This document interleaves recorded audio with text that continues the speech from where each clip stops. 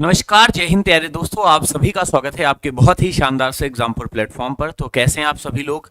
तो हो चुकी है पीर पर्वत से पिघलनी चाहिए, इस बार हिमालय से कोई गंगा निकलनी चाहिए, और आग मेरे सीने में ना सही आपके सीने में ही सही, लगी हो सिलेक्शन की आग तो बस ये आग लगनी चाहिए। प्यारे विद्यार्थियों, क्लास को शुरू करते हैं। आप सभी लोग जानते हैं जीके जीएस में हम सभी लोग 100 में से, साथियों ध्यान रखना, लगभग 90 प्लस अंक लाने के लिए ये पूरा का पूरा पेपर सॉल्व करते हैं, जहां पर आपको जीके जीएस में हम 100 में से 100 प्रश्नों की पूरी तैयारी कराते हैं। तो शाम को 9 बजे आप सभी लोगों को पता है रेगुलर हम साथियों ये क्लास लेकर आते हैं। आज की क्लास का पहला सवाल है, कह रहा है अध्यात्म ज्ञान के विषय में नचिकेता और यमराज का संवाद इनमें से किस उपनिषद से हमें प्राप्त होता है। हमारे भारत में जो उपनिषद हैं इनको हम वेदांत के नाम से जानते हैं, और ये हमारे हिंदू धर्म का साथियों ध्यान रखना दर्शन कहे जाते हैं। तो बताइए उपनिषद क्या है। तो दार्शनिक ग्रंथ हैं। इनकी अगर हम संख्या की बात करें तो संख्या में ये 100 साथियों 8 आपको मिलेंगे। इनमें से साथियों आपने पढ़ा होगा नचिकेता और यमराज के बीच में जो संवाद है ये कठोर उपनिषद में साथियों दिया गया है, आप लगा लीजिएगा। कठोर उपनिषद में यज्ञ को फूटी नाव कहा गया है। तो बताइए यज्ञ को फूटी नाव जो है वो किस उपनिषद में कहा गया है। तो इसी में यज्ञ को फूटी नाव जो है वो साथियों कहा गया है कठोर उपनिषद में ही। छांदोग्य उपनिषद जो है ये भगवान कृष्ण के बारे में वर्णन करता है, कृष्ण के बारे में बताता है कि उनके जो गुरु हैं वो साथियों ध्यान रखेंगे घोरा अंगेरस हैं। कौन है भाई। तो इनके गुरु का नाम घोरा अंगेरस जो है वो साथियों बताया गया है। तो इनको आप नोट कर लेंगे।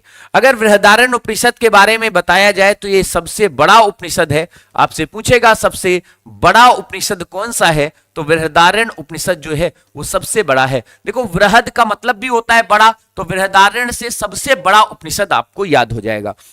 अगला सवाल बताइए, अंतरराष्ट्रीय न्यायालय का मुख्यालय इनमें से कहां पर है।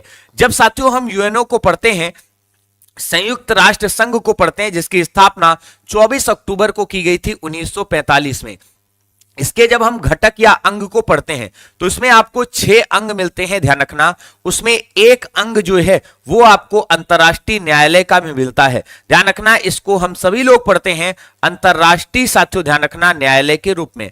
अंतरराष्ट्रीय जो न्यायालय है साथियों आपसे पूछेगा बताइए इसका हेडक्वार्टर कहां पर है, मुख्यालय कहां पर है। तो इसका हेडक्वार्टर द हेग में है, जो कि साथियों नीदरलैंड में पड़ता है। बताइए कहां पर है, तो नीदरलैंड में साथियों ये स्थित है। ये जो आपको अंतरराष्ट्रीय न्यायालय पड़ रहा है जिसके बारे में हम बात कर रहे हैं साथियों, इसमें कुल जज आपसे पूछे कितने हैं, तो कुल साथियों ध्यान रखना 15 इसमें जज होते हैं। और प्रत्येक का कार्यकाल कितना होता है, तो प्रत्येक का कार्यकाल जो है वो साथियों आप सभी लोगों को नोट कर लेना है, 9 वर्ष होता है। कितना होता है, 9 वर्ष होता है। साथियों आपको यह भी याद करना होगा कि 1/3 सदस्य, ध्यान रखना 1/3 सदस्य प्रति 3 वर्ष पर क्या हो जाते हैं, प्रति 3 वर्ष पर साथियों ध्यान रखना रिटायर हो जाते हैं। यह आप नोट कर लीजिएगा, इसकी ये कंडीशन होती है जो आप सभी लोगों को याद रहेगी। बताइए मध्य प्रदेश की विधानसभा में निर्वाचित सदस्यों की संख्या कितनी है।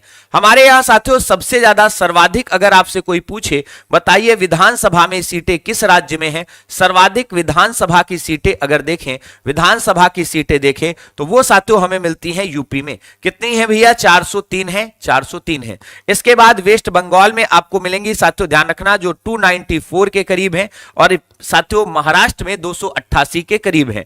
साथियों अगर कोई पूछे न्यूनतम बताइए हमारे यहां किस राज्य में है, तो न्यूनतम आप सभी लोग याद रखना विधानसभा सीटें जो हैं वो सिक्किम राज्य में है। मात्र साथियों ध्यान रखना लगभग इसमें 32 सीटों का प्रावधान जो है वो किया गया है। सिक्किम में साथियों ध्यान रखना सबसे कम सीटें जो हैं वो आप सभी लोगों को मिलेंगी।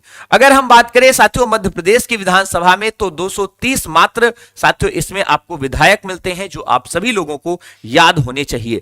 अगर आपसे कोई पूछ दे बताइए विधानसभा में अधिकतम कितने सदस्य हो सकते हैं, तो अधिकतम की अगर हम बात करें, अधिकतम की बात करें तो अधिकतम 500 सदस्य हो सकते हैं, यह प्रावधान है। और न्यूनतम की बात करें तो न्यूनतम साथियों ध्यान रखना आप मात्र 60 सदस्यों को रख सकते हैं। तो ये आप सभी लोगों को याद रखना चाहिए, इसमें ये प्रावधान जो है वो साथियों किया गया है। एक बार सभी लोग सेशन को बिना देरी किए हुए साथियों शेयर कर देंगे, क्योंकि अपने सारे साथी जो हैं जो अभी क्लास से नहीं जुड़ पाए हैं उनको भी साथियों जोड़ना है, और उनको भी बताना है कि भाई इस बार होमगार्ड में साथियों सिलेक्शन बिल्कुल आसानी से लेना है, मेहनत करनी है, जी जान लगाना है, लेकिन अपने आप को इस बार खड़ा करना है। तो साथियों आप में से सारे साथी एक बार शेयर कर दीजिए भनाभन तरीके से और एक भी साथी बिना किसी देरी के साथियों क्लास में साथियों जुड़ जाएगा। सारे क्वेश्चन आपको ऐसे कराऊंगा जैसे आपको लगेगा कि नहीं आप पेपर कर रहे हैं।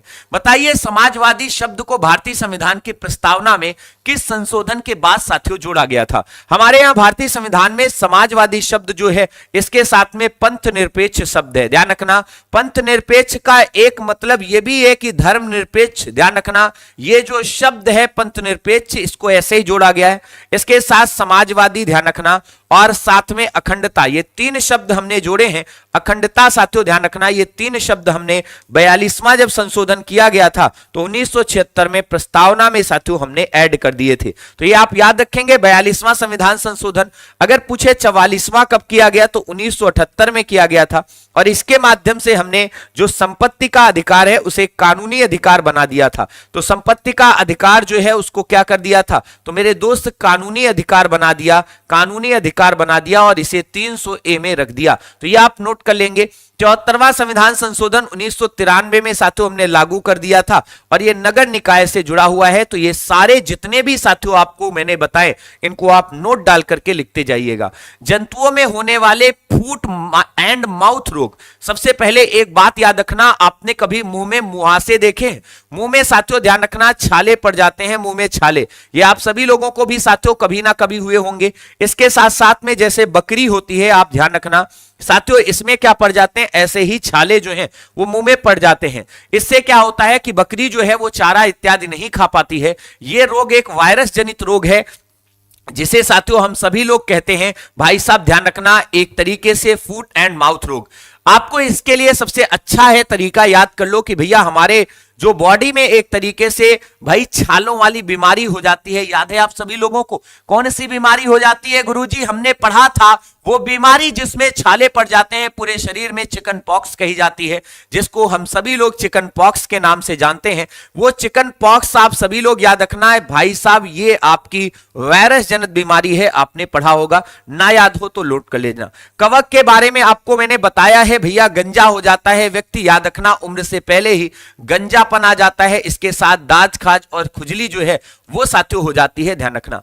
बैक्टीरिया से होने वाले रोग आपको हमने पढ़ाए थे, हैजा होता है भाई साहब, डिप्थीरिया होता है, ध्यान रखना। डिप्थीरिया किससे हो जाता है? बैक्टीरिया से हो जाता है। कुष्ठ हो जाता है, निमोनिया रोग हो जाता है, निमोनिया ध्यान रखना।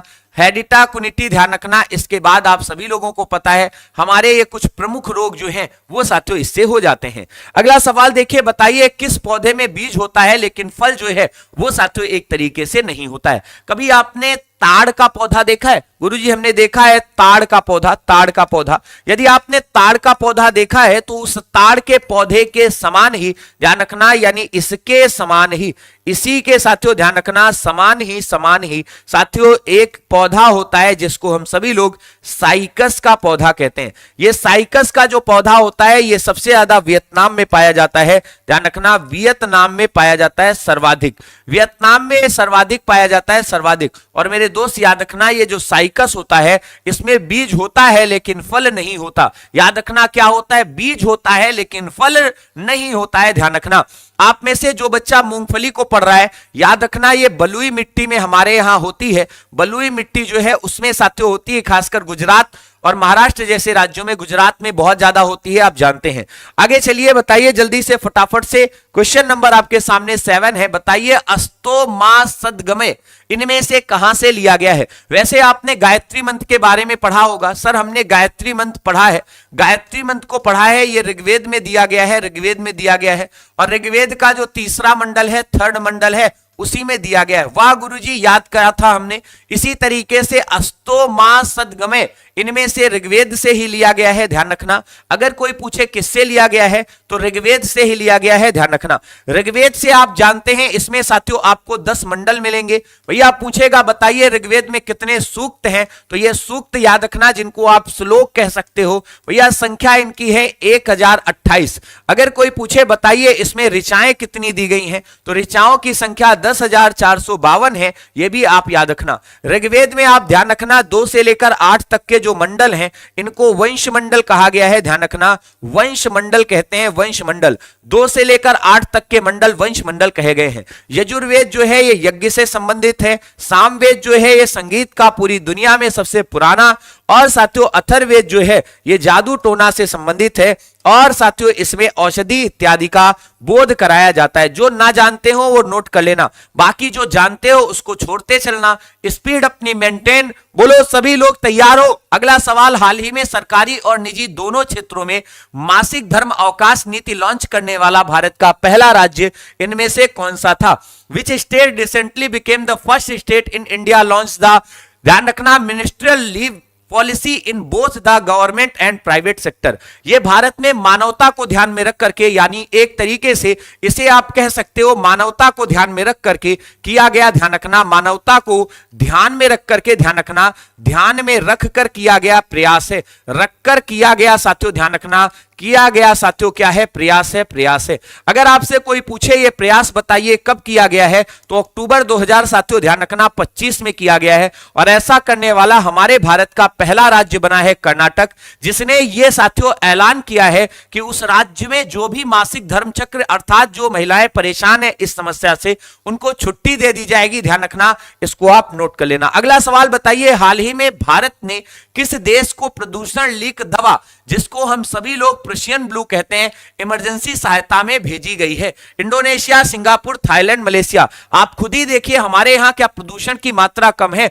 आप एयर क्वालिटी इंडेक्स जो है उसको उठाकर देखिए, इसमें हमारे भारत के प्रदूषित शहरों में दिल्ली, जिसमें भाई साहब देश की सांस बसती है, वहीं पर सांस लेने की समस्या है। आप सोचिए, मतलब ऑक्सीजन की मात्रा कम है, लेकिन फिर भी भारत जो है वो लगातार प्रदूषण लीक दवाओं को भेजने के लिए काम कर रहा है। अभी हाल ही में भारत ने इंडोनेशिया को साथियों ये दवाएं जो है वो भेजी हैं। आप सभी लोग याद रखना, इंडोनेशिया एक द्वीपीय देश है, आप जानते हैं, सुमित्रा इत्यादि इसके आसपास पड़ते हैं। ऑस्ट्रेलिया का साथियों एक तरीके से इस पर दबदबा देखने को मिलता है।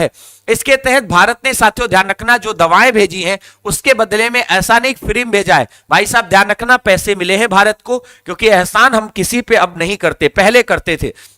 हाल ही में किस लैटिन अमेरिका देश में इच्छा मृत्यु जो है वो वैध कर दी गई है? देखो हमारे भारत में इच्छा मृत्यु जो है वो नहीं है। अगर आपसे कोई कहे कि बताइए क्या भारत में इच्छा मृत्यु है, भारत में इच्छा मृत्यु है क्या मेरे दोस्त, ध्यान रखना, तो आप कहेंगे नहीं सर भारत में इच्छा मृत्यु नहीं है, अगर आपने मांगा आपको मौत मिल जाए, ऐसा नहीं है। भारत में ये डिसीजन जो है, इसका निर्णय जो है वो कौन ले सकता है? तो निर्णय जो है वो साथियों हमारे देश में सर्वोच्च अदालत ले सकती है, सर्वोच्च अदालत जो है वो लेती है, ध्यान रखना। और इसके बाद अगर रोक लगाने की बात करें तो सर्वोच्च संस्था साथियों ध्यान रखना संस्था के रूप में यही है जो रोक सकती है। और सबसे बड़ी चीज ये है कि राष्ट्रपति जो है वो इस पर क्या कर सकता है, अपनी साथियों ध्यान रखना एक तरीके से राय और बाकी डिसीजन ले सकता है। मतलब राष्ट्रपति जो है वो कुछ भी बदल सकता है, क्योंकि राष्ट्रपति के पास मंत्रिपरिषद होती है और उसी के प्रस्ताव पर वो साथियों ऐसे डिसीजन जो है वो लेता है। लैटिन अमेरिका के देशों में आप देखेंगे इसको कहते हैं नया अमेरिका, ध्यान रखना इसको क्या कहेंगे सर, नया अमेरिका जो है वो इसको कहते हैं नया अमेरिका कहते हैं। और लैटिन अमेरिका की अगर हम बात करें उसमें ना तो ब्राजील मिलेगा ना तो साथियों चिली मिलेगा, उरुग्वे जो है उसी में आपको लगाना है, फटाक से लगा लीजिए, खत्म करिए। अगला सवाल बताइए, भारतीय संविधान के अंतर्गत कल्याणकारी राज्य की अवधारणा इनमें से किस अनुच्छेद में दी गई है? देखो कल्याणकारी अवधारणा हमारे राज्य के नीति निर्देशक तत्वों का, नीति निर्देशक जो तत्व है ध्यान रखना, निर्देशक जो तत्व है उनकी साथियों मूल एक तरीके से क्या है, विशेषता है, मूल विशेषता इनकी नीति निर्देशक तत्वों की है। तो अब बात खत्म हो गई यहीं से, जब मूल विशेषता ही इनकी है तो आप लगा लो जल्दी से। देखो अनुच्छेद 49 जो है इसमें नहीं लगा सकते, क्यों नहीं लगा सकते? इसमें विधान किया गया है कि भैया हमारे यहां जो विशेष तौर पर एक तरीके से कार्य किए जाएंगे। आप सभी लोगों को अनुच्छेद 51 में विदेश नीति के बारे में बताइए, अनुच्छेद 49 में क्या है जल्दी से। अनुच्छेद 51 में विदेश नीति के बारे में प्रावधान किए गए हैं। अनुच्छेद 31 में आप सभी लोग जानते हैं धन से संबंधित था, जिसको हमने हटा करके अब 300A में कर दिया है, मतलब संपत्ति का एक तरीके से प्रावधान जो है वो हटा दिया है। बचा एक ही अनुच्छेद 39, आप लगा लीजिए। अनुच्छेद 49 में आप में से पूछा जा रहा है बताइए क्या है, जो बता देगा भाई साहब साहब ध्यान रखना, उसके लिए बहुत ही शानदार सा मैं गिफ्ट दूंगा। जल्दी से बताइए, आप में से कोई बता सकता है? जल्दी से बताओ। 3 पॉइंट हैं अनुच्छेद 49 में, 3 बिंदु हैं, ध्यान रखना 3 बिंदु हैं, 3 बिंदु हैं। आप में से अगर कोई एक भी बता दे तो मजा आ जाए। कभी कभी सुना है, अरे गुरुजी भाई साहब स्पीड कम कीजिए बहुत तेज है। वाह जी वाह, ये स्पीड तेज लग रही है, मैं तो भाई साहब इससे तेज पढ़ाता हूं। हैं एक बच्चा कह रहा है किसी किताब में एक इतनी इतनी ऋचाएं दी गई हैं। अरे भैया किसी किताब में 10,562 भी दी गई हैं। मैंने क्या कहा, याद कर लीजिएगा, जितना बताया गया उतने पे ध्यान दीजिए। समझ में आया? चलिए आ जाइए जल्दी से, फटाफट जल्दी से, आपको मौका दिया गया है, मौके का फायदा उठाइए। मौके का एक तरीके से इतिहास गवाह है। आपको मैंने बताया था ऐसे कॉलम बना लीजिए। अगर आपको नहीं पता कोई बात नहीं, हमने ऑलरेडी साथियों इसको पढ़ा रखा है। अगर आपने नहीं पढ़ा है तो कोई दिक्कत नहीं। इसमें कहा गया है यदि आप किसी स्मारक को घूमते हैं, यदि आप किसी स्थान पर जानते हैं जो कि राष्ट्रीय महत्व का है, या साथियों अगर आपको कोई ऐसी वस्तु मिलती है उदाहरण के तौर पर जैसे रेलवे इत्यादि, तो इसके बारे में आप सभी लोगों को याद रखना है भैया सुरक्षा करनी है। इसको साथियों क्या करना है भैया, सुरक्षा करनी है। अर्थात इन महत्व के जो क्षेत्र हैं इनमें साथियों ध्यान रखना है, आपको विशेष तौर पर ध्यान रखना है। तो ये आप सभी लोग याद रखिएगा, इनके बारे में विवरण किया गया है, आप नोट कर लेना। बताइए भारतीय संविधान का कौन सा अनुच्छेद राज्य सरकारों को ग्राम पंचायत के गठन के बारे में बताता है? अब बताओ, ये सवाल वो सवाल है जो गांव में प्रधान इत्यादि के बारे में पूछ रहा है। तुमने गांव में कभी प्रधान के बारे में सुना है? गुरुजी सुना था, गांव का प्रधान होता है। गांव का प्रधान तो होता है, लेकिन किसके कहने पर? मेरे दोस्त हमारे यहाँ गांधी जी जो थे, देखो गांधी जी से प्रधान जी को याद करना। गांधी जी के राम राज्य की अवधारणा जो है वो गांव से आती थी। गांधी जी कहते थे असली साथियों शक्तियां गांव में है, इसीलिए उन्होंने ग्राम प्रधान के बारे में चर्चा की थी। हालांकि बाबा साहब अंबेडकर इस बात से ठीक सही तरीके से संतुष्ट नहीं थे, क्योंकि इसमें पुरुष और साथियों एक तरीके से कह सकते हो कि एक तरीके से उन्हीं का दबदबा रहता है। जैसे मान लो प्रधानी का चुनाव आज एक महिला प्रत्याशी लड़ने गई भी, तो सोचो क्या उसके साथ में उसके हस्बैंड का नाम नहीं लिखा जाता? लिखा जाता है। यही बात जो है वो बाबा साहब अंबेडकर को सही नहीं लग रही थी। दलितों का यहाँ पर साथियों एक तरीके से उपेक्षा होगी ऐसा कहा जाता था। साथियों उन्होंने इसी वजह से इसका समर्थन नहीं किया था। अनुच्छेद 51 में विदेश नीति है। अनुच्छेद 32 जो है ये हमारे यहाँ संवैधानिक उपचार हैं। आप सभी लोग याद रखना, संवैधानिक उपचार जो है वो किस अनुच्छेद में है? तो अनुच्छेद 32 में किए गए हैं। ये जो संवैधानिक उपचार है मेरे दोस्त, आप सभी लोगों को याद रखना है, बाबा साहब अंबेडकर ने इन्हें संविधान की आत्मा कहा है। तो इन्हें क्या कहा है? संविधान की आत्मा कहा है। तो बताइए किस अनुच्छेद को संविधान की आत्मा कहकर के बाबा साहब अंबेडकर ने संबोधित किया है? तो इसे ही कहा है। अनुच्छेद 37 में क्या कहा गया है? इसमें कहा गया है कि जो डीपीएसपी है यानी राज्य के नीति निर्देशक जो तत्व हैं डीपीएसपी, इन्हें न्यायालय से प्राप्त नहीं कर सकते। इन्हें न्यायालय जो है उससे साथियों ध्यान रखना से प्राप्त नहीं कर सकते, प्राप्त नहीं कर सकते, नहीं कर सकते। तो कुल मिलाकर अनुच्छेद 37 भी याद हो गया, अनुच्छेद 37 भी याद हो गया, अनुच्छेद साथियों 32 भी याद हो गया। क्या फायदा, कुछ छूटे ही नहीं। बताइए भारतीय कृषि अनुसंधान परिषद के अनुसार भारत में कितने प्रकार की मिट्टी पाई जाती है? अब मेरे दोस्त ध्यान से देखना, यह हमारा भारत है, उत्तर से लेकर दक्षिण तक भारत में कुल 8 प्रकार की मिट्टी पाई जाती है। 8 प्रकार की मिट्टी जो है वो पाई जाती है। इनमें से बताइए सर्वाधिक कौन सी मिट्टी है? तो सर्वाधिक साथियों ध्यान रखना जलोढ़ मिट्टी पाई जाती है। सबसे ज्यादा कौन सी मिट्टी है? तो गुरुजी हमने पढ़ा है जलोढ़ मिट्टी। और ये याद करना, जरा दिमाग में बसाना कि जलोढ़ मिट्टी भारत में सबसे ज्यादा कहां पर पाई जाती है? तो जलोढ़ मिट्टी सर्वाधिक जो है वो मेरे दोस्त यूपी में पाई जाती है। ये आप सभी लोग याद रखना। इस जलोढ़ मिट्टी में आप जानते हैं भैया गेहूं की फसल खूब होती है, तो ये भी आप याद रखना। 8 प्रकार की मृदा होती है, आप नोट कर लीजिएगा। इसमें जो बलुई मृदा होती है हमने उसके बारे में भी बताया था। इसमें साथियों मूंगफली इत्यादि की फसल खूब होती है।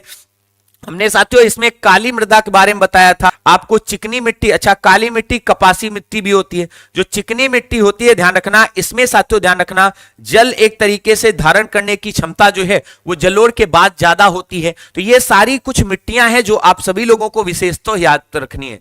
बताइए भारत की सर्वाधिक महत्वपूर्ण मिट्टी कौन सी है? अब इसमें तुम्हें मिट्टी की सौगंध है अगर तुमने गलत बताया। भाई साहब ध्यान रखना, इनमें सौगंध है सबसे प्रमुख मिट्टी कौन सी है, गलत बताया तो। जरा देखो, तुम्हें लेटेराइट मिट्टी अभी हमने बताई सर, इसमें ड्राई फ्रूट्स खूब होते हैं। लाल मृदा भाई साहब आप सभी लोगों को याद रखना है, ये जो लेटेराइट मृदा है इसके बारे में ये भी याद रखना कि इसमें कॉफी ऑफी खूब फसल होती है। भाई साहब ध्यान रखना, ये आपको याद रखना है। और वैसे भी ये मृदा जो है ये भारत के दक्षिण भाग में खूब पाई जाती है। काली मृदा जो है ये कपास की खेती के लिए खूब बढ़िया से जानी जाती है। बस एक ही बचा भारत में सर्वाधिक महत्वपूर्ण मृदा जलोढ़ मृदा है, क्योंकि ये मृदा जो है ये हमारे भारत के उत्तरी भाग में यूपी इत्यादि में पाई जाती है। तो अगर पूछ दे बताइए गंगा का जो मैदान है उसमें सबसे ज्यादा कौन सी मृदा फैली हुई है, तो भैया याद करके देख लेना, गंगा का मैदान मतलब सीधे के सीधे जलोढ़ मृदा। अगला सवाल देखिए, बताइए गंगा नदी के किनारे स्थित सबसे बड़ा शहर कौन सा है। मेरे दोस्त याद करिएगा, लगभग 1140 किलोमीटर गंगा नदी जो है वो साथियों ध्यान रखना यूपी में बहती है, यूपी में। और आप जानते हैं 2525 किलोमीटर टोटल साथियों ध्यान रखना गंगा मैया जो है उनकी लंबाई है। तो गंगा की लंबाई इतनी है और यूपी में इतनी बहती हैं। ये साथियों ध्यान रखना यूपी के 28 जिलों से होकर जाती हैं और बिजनौर से साथियों मेरे दोस्त ये प्रवेश करती हैं। तो बिजनौर से साथियों ध्यान रखना ये यूपी में क्या करती हैं, यूपी में प्रवेश करती हैं, प्रवेश करती हैं। ध्यान रखना प्रवेश कहां से करती हैं, यूपी में। अब आप सभी लोगों को यह समझ में आया। अब इसके बाद जो गंगा मैया है इनके तट पर साथियों ध्यान रखना कानपुर एक ऐसा शहर है जो सबसे साथियों ध्यान रखना बड़ा है। अब आप ध्यान रखना सबसे बड़ा अगर आपसे शहर पूछे तो तुरंत कानपुर को आप लगाइएगा, खटाक से आप नोट कर लेना। इलाहाबाद में गंगा का यमुना से संगम होता है, तो बताइए गंगा का यमुना से संगम कहां पर होता है, तो यमुना से साथियों ध्यान रखना संगम यहीं पर होता है। बताइए पटना में क्या होता है, तो गंगा का साथियों ध्यान रखना सोन नदी से क्या होता है, संगम होता है। तो सोन से साथियों ध्यान रखना संगम होता है। तो यह बात आप सभी लोग नोट करके डाल लीजिएगा। शहर जितने भी दिए गए हैं सारे ताबड़तोड़ हैं, सवाल गलत नहीं होना चाहिए। निम्नलिखित में से कौन सा शहर गंगा के तट पर नहीं बसा है। अब जरा देखो सवाल को नजरों से नजरें मिलने दो साथियों, बात को बात में बस समझा दो। देखो तुम जानते हो बिजनौर से गंगा मैया प्रवेश करती हैं और बिजनौर पड़ता है मेरे दोस्त यूपी में। ध्यान रखना बिजनौर कहां पड़ता है, यूपी में पड़ता है। अब यूपी का ये मैप हमने पढ़ा और यहां से भैया बिजनौर से प्रवेश करी, बिजनौर से प्रवेश करी, ये भैया देश की दिल या राजधानी दिल्ली यहां पर पड़ती है। दिल्ली जो है ये यमुना नदी के किनारे पड़ती है, आप सभी लोगों ने पढ़ा होगा। और आगे जाकर के ये प्रयाग में मिल जाती हैं। लेकिन मेरे दोस्त गंगा नदी जो है उनके किनारे हमारा भाई साहब दिल्ली नहीं पड़ता, ध्यान रखना। बाकी पटना भी पड़ता है, कानपुर भी पड़ता, बरौनी पड़ता। खेल खत्म भाई साहब, एक एक चू चू करके सवाल तुम्हारे सामने ढेर होंगे। बताइए गुजरात के लोक संगीत में आमतौर पर कौन सा तार वाद्य यंत्र उपयोग किया जाता है। स्टैटिक जीके में जी तोड़ मेहनत कर लो। हम सभी लोग जानते हैं गुजरात में भाई साहब, हम सभी लोगों को याद होगा कि अभी हमने पढ़ा भी था, यहां पर दो प्रकार के उत्सव मनाए जाते हैं। एक तो गरबा उत्सव मनाया जाता है साथियों ध्यान रखना, दूसरा डांडिया पूछेगा बताइए कहां पर खेला जाता है। तो डांडिया जो उत्सव है ये मेरे दोस्त ध्यान रखना गुजरात में ही आपको मिलेगा। कहां पर होता है मेरे दोस्त जल्दी से बताओ सभी के सभी। तो आपने पढ़ा है सर डांडिया उत्सव जो है यह भी हमारा गुजरात में होता है।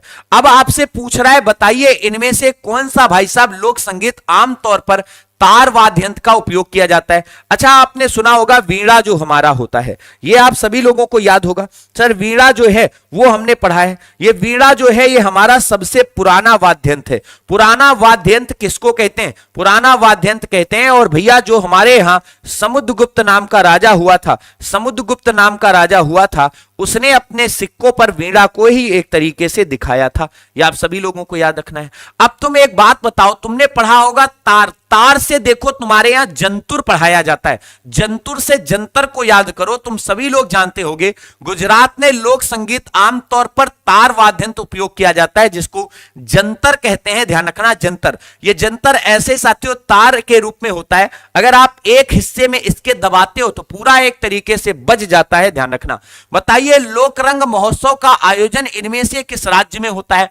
सबसे पहले ध्यान से देखिए रंग महोत्सव है, नोट करके जरा डालिएगा, ये रंग महोत्सव जो है इसे हम सभी लोग उपज उत्सव भी कहते हैं। क्या कहते हैं? उपज उत्सव भी एमपी में पड़ता है। तो एमपी में साथियों ध्यान रखना इसको मनाते हैं लोक रंग महोत्सव, ध्यान रखना उपज उत्सव के रूप में। अब यूपी में क्या मनाते हैं भैया? होली मनाते हैं, ध्यान रखना। और यूपी में भाई साहब एक जगह ऐसी है जहां पर लठमार होली भी मनाई जाती है। बताइए लठमार होली कहां पर मनाई जाती है? तो मेरे दोस्त नंदगांव के लड़के जब बरसाना जाते हैं तो वहां पर उनके ऊपर लाठियां बरसाई जाती हैं राधा रानी के गांव में। आप भूल जाओगे, फिर से कह रहा हूं, राधा रानी का गांव है बरसाना जहां पर उन पर लाठियां बरसाई जाती हैं। तो राधा जी का गांव है, नंदगांव के लड़के जाते हैं, आप सभी लोग याद रखना। बताइए डीएनए के द्वि आधारित संरचना, जिसको ध्यान से देखो द्विहेलिक्स कह दिया गया। द्विहेलिक्स का हिंदी में अर्थ होता है द्वि आधारित संरचना। कुक ने दिया था। ए ऑप्शन जो है वो मेरे दोस्त से दोस्त करेक्ट हो जाएगा। ए ऑप्शन जो है वो क्या हो जाएगा? करेक्ट हो जाएगा, ध्यान रखना। बिल्कुल सही हो गया है, जल्दी से आ जाइए।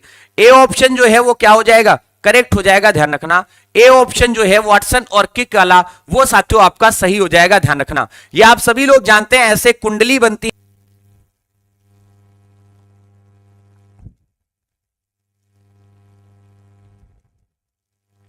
आंदोलन का इनमें से पिता हुआ था।